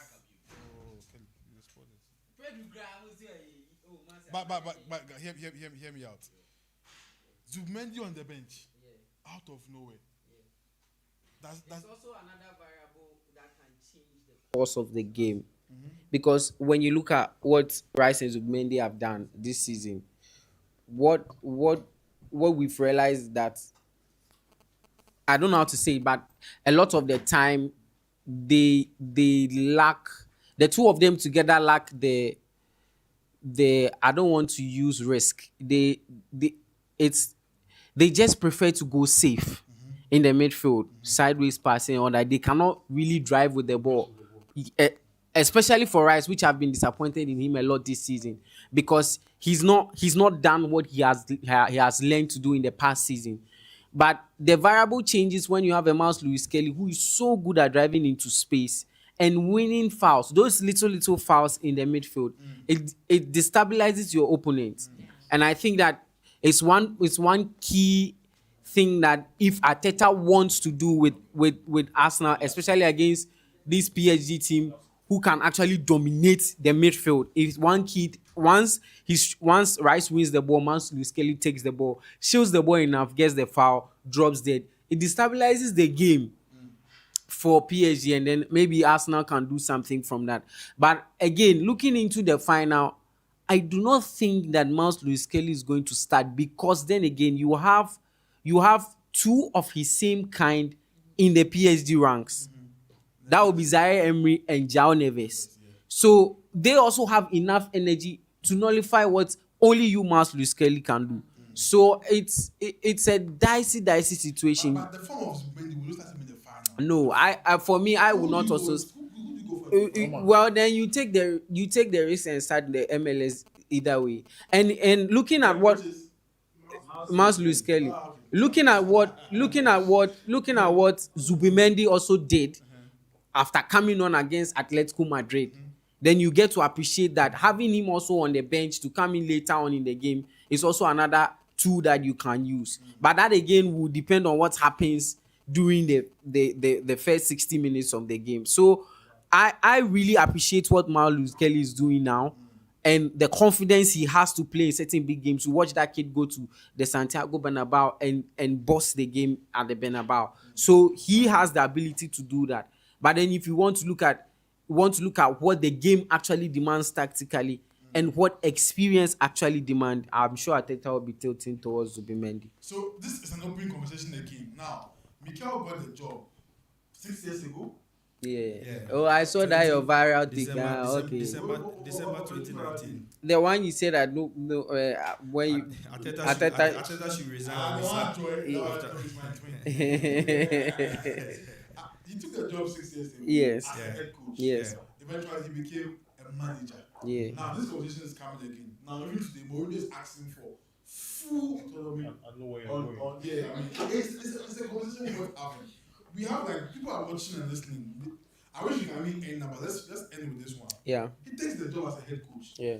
He asks for more say in the boardroom. He's Yeah. now a manager. Yeah. After 40 years, 3 years, he's the UCL final and can win the EPL and do a double. Yeah. Can even win the Champions League unbeaten, crazy. That's crazy.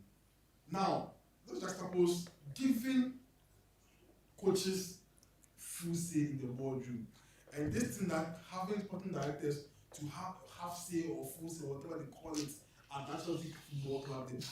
I think what we've failed to recognize is that at Arsenal, Ateta has not really been given power, but the technical team has been given power.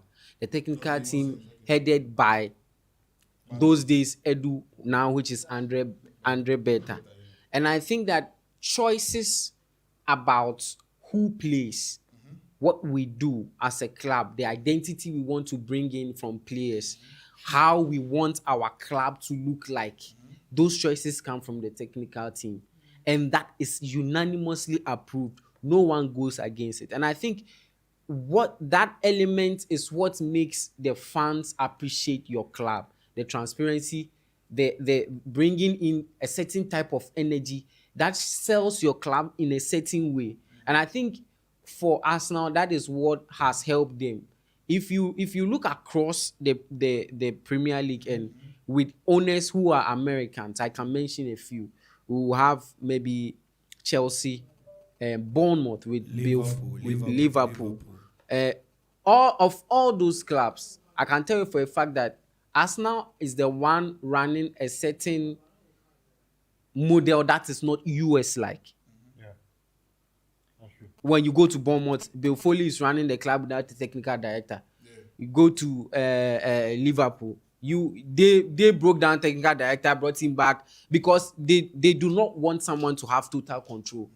But they realize that this is what others are doing. They want. So it is a master stroke what Arsenal is doing. But then again, like everybody has been saying over the years, to cement that legacy, you need to show something, which is a trophy. And if this season you get the trophy, then now you can sit back and say that, okay, this is a model that has worked. A model is even halfway through and people referenced as much as possible.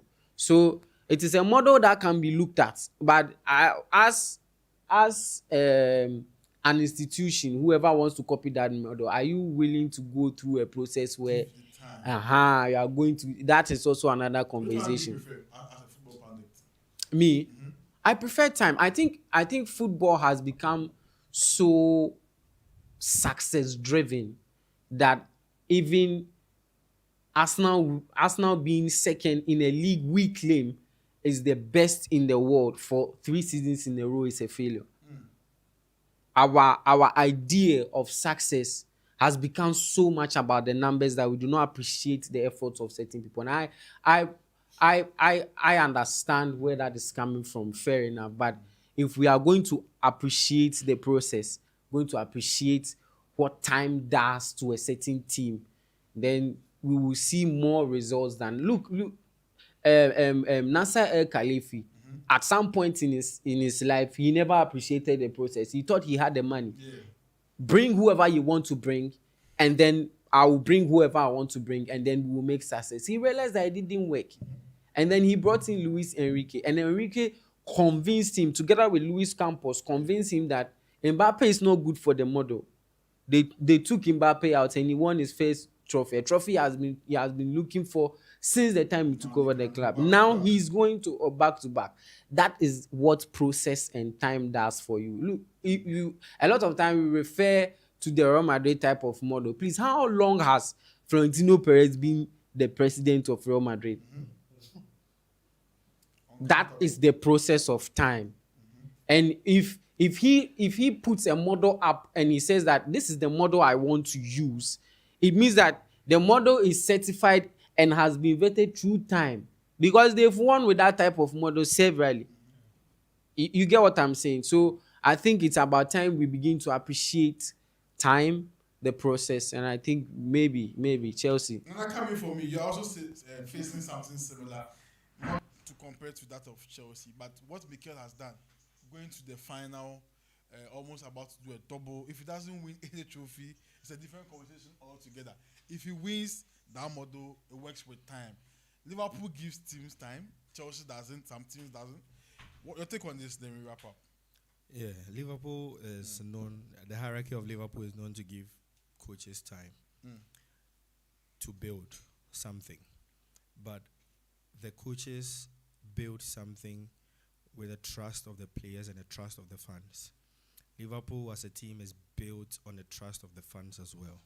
So if a coach comes in and decides to lose the fans and doesn't have a relationship with the fans as well, some way somehow is losing the dressing room, I think, with Mohamed Salah coming out to give a public statement, being banned from the team and whole lot.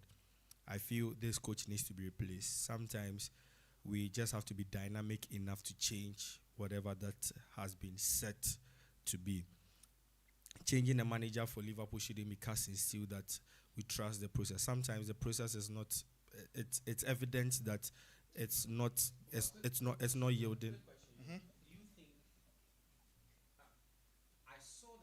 Of Arne Slot, and I was like, that's not a Liverpool type of coach. Simple. Yeah. I'm being And he honest. won the league. Yeah, of course. Ajo, And then Ajo, when Ajo, winning Ajo. the league, I was Ajo. very happy with what he confessed. He said that he was riding on what someone has already And he done. actually Yes. confessed that he never changed anything. Yes, Why did you Ajo, change it? Ajo. What is working for him? Ajo. Yeah. He came in to a side that some way somehow was fighting on all fronts for, I think, trophies. That's with the Europa League, with the Carabao, with the FA Cup, and the Premier League. That's when Klopp announced his resignation, if you all remember. Yeah. They lost out on the FA Cup. They lost out on the Europa League to Atlanta, and Atlanta went on to win the Europa League. They won the Carabao Cup. We will see with the kids, with the children. Now, one thing Klopp did in that final is, and that's something Arne Slot can never replicate, or something Arne Slot can never do, is Arne Slot giving the young ones a chance.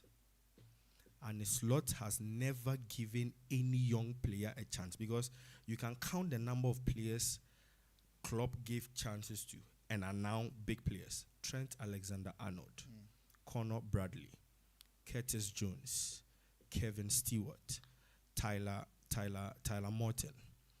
What's his name? Oh God. You can you can just name them. It's there. It's evident there. I say Curtis. What's his name? Arne Slot. He's casting still that he wants ready-made players to work with at Liverpool. But in his days at Feyenoord, he didn't want ready-made players to work with. At a point, he worked with Minte in Yakuba Minte in Brighton. Yakuba Minte wasn't a finished product, but he needed him in it because he saw potential. And it's lot in Liverpool. I do not know what structure he's coming into. He has come into this Liverpool thing with. But let's not digress. Look at what Arteta has done, right? What Arteta has done with Arsenal is that the board trusted him with the process. At a point, they were calling for his head to be cut off.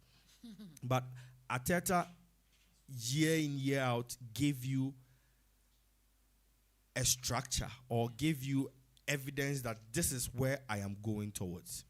And Slot has not given us any evidence or given us any structure that this is where I am going towards. As I said earlier on, and Slot doesn't have an identity. Arteta has an identity. Yes. And Slot doesn't have personality. Arteta now has personality. And Slot doesn't have a system. Arteta has a system.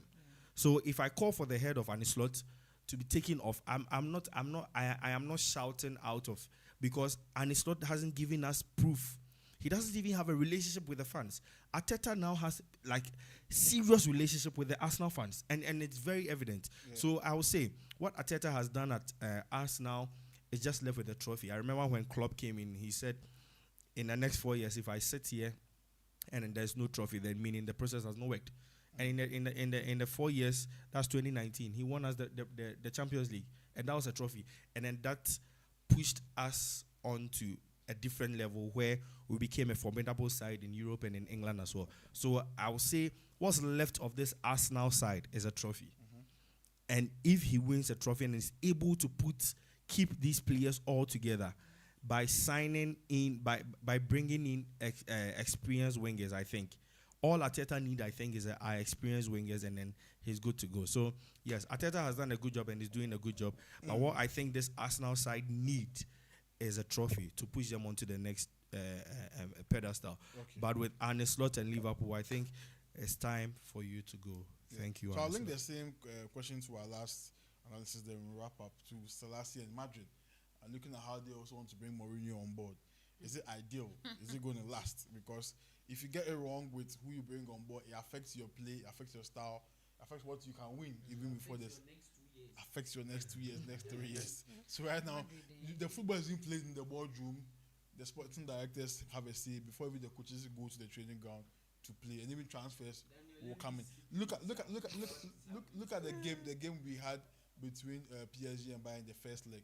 I was looking at Olise and looking at Kvaratskhelia, like they went in and bought the right signings, and it's helping them in the Champions League. So last coming for us, will Mourinho work? Will he stay? Can he stabilize Mbappe and Vinicius Junior? Can he get them firing? Ajo, I seriously, I didn't know this question is coming because PSG and Arsenal buying all over my mind. But then, Mourinho, yes, people are saying he's finished. Is that no?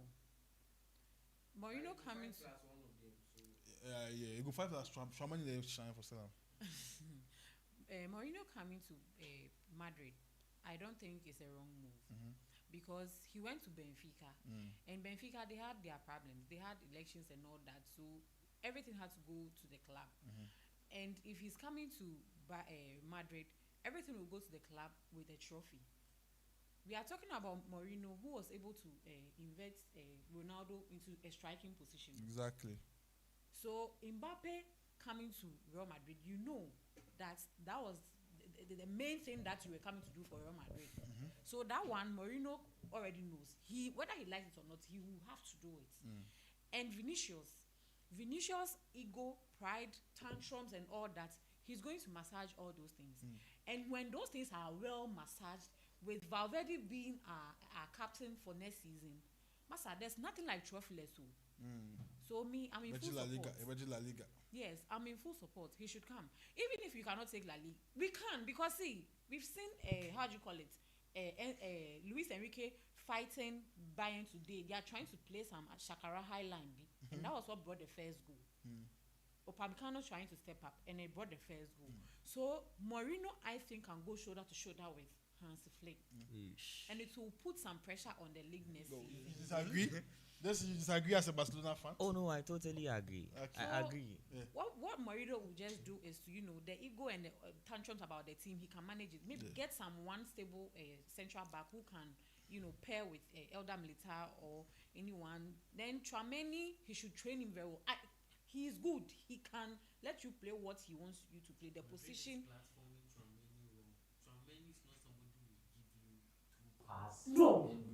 Why is not improving? Why can't he improve? He should sit in front of Ajo. See, when he goes to France, he's not going to do that thing. He won't do that. He won't take that road there. We have people who will do that. So when the player comes and then you try in one or two ways and it's not working, don't try to bring the worst out of the player. Keep him there. And so Mourinho should come. I'm in full support. He should come. Massage all the egos and things around. Do some one or two signings to help him, and then we will not go trophylessness. Okay, this is your last word. You're wrapping up. Yeah, I think the environment in Madrid is currently chaotic. So if you are appointing a coach, you need a coach who thrives in chaotic environment, and that is Jose Mourinho. He likes that. That is what works for him better. He's going to be one of the few managers that can find a perfect working ground for Vinicius and then Mbappe. Because I don't think Florentino Perez will look at Mbappe just walk out of the club after just a very few seasons of stint. He wants a coach that will be able to ensure that these people all thrive in this particular environment. And then I look around the coaches around, I feel that no, it's Jose Mourinho that can give them that vibe that they need. Many people are arguing that Jose Mourinho is not that tactically very, very, very good coach up there. But then I disagree totally. I disagree. The fact that someone is pragmatic, that doesn't mean that the person is not tactically inclined. When you look at, since Mourinho left Real Madrid, you look at the teams that he has coached. Mourinho, aside being a very good coach, he works with materials. You give him the materials, he gives you the results. That is the kind of coach that Jose Mourinho is. Give him that Real Madrid job. Get him to get the boys to think together, to liaise together, and see him thrive in that chaotic environment of Real Madrid, I think it's going to be very difficult for Hansi Flick if Jose Mourinho comes. So as a Barcelona fan, I'm really advocating against it. Yeah. Maybe you win the UCL, he wins the La Liga. Charlie, you go Yeah, worry. For me, I think, guys, you're wrapping up. He still I think for Mourinho and Champions League, it was supposed to be for Inter Milan and Porto, not probably Chelsea or Madrid. So he doesn't probably win the Champions League, but he leads that foundation again. Like how he did for them with Lyon and stuff. Lyon was beating them anyhow. He came in and he helped. So guys, just to connect the reason why we have to appreciate what Mikel is doing at Arsenal and how you have to give coaches time that they can work. And fans should sometimes, if fans are not patient, I get it because they are not seeing any potential in the project. But if fans see any potential in the project, they'll wait. Like how Arsenal fans have been waiting and fighting and defending their club because Arsenal have been second. Oh, but you guys have tried. You guys have to ask compared to Chelsea fans and Man U fans who've tried. So guys, it's Arsenal versus PSG at Budapest. Crazy one. There's Ghanaian interest in there. That's what makes it beautiful. So we are going to bring you a very special watch party. We'll do our thing. Today was amazing. I enjoyed myself. Do well to subscribe to the channel. We'll see you guys very soon. My name is the Kenajo. God bless you all. Share this link afterwards. Let your friends watch. We'll see you. We out.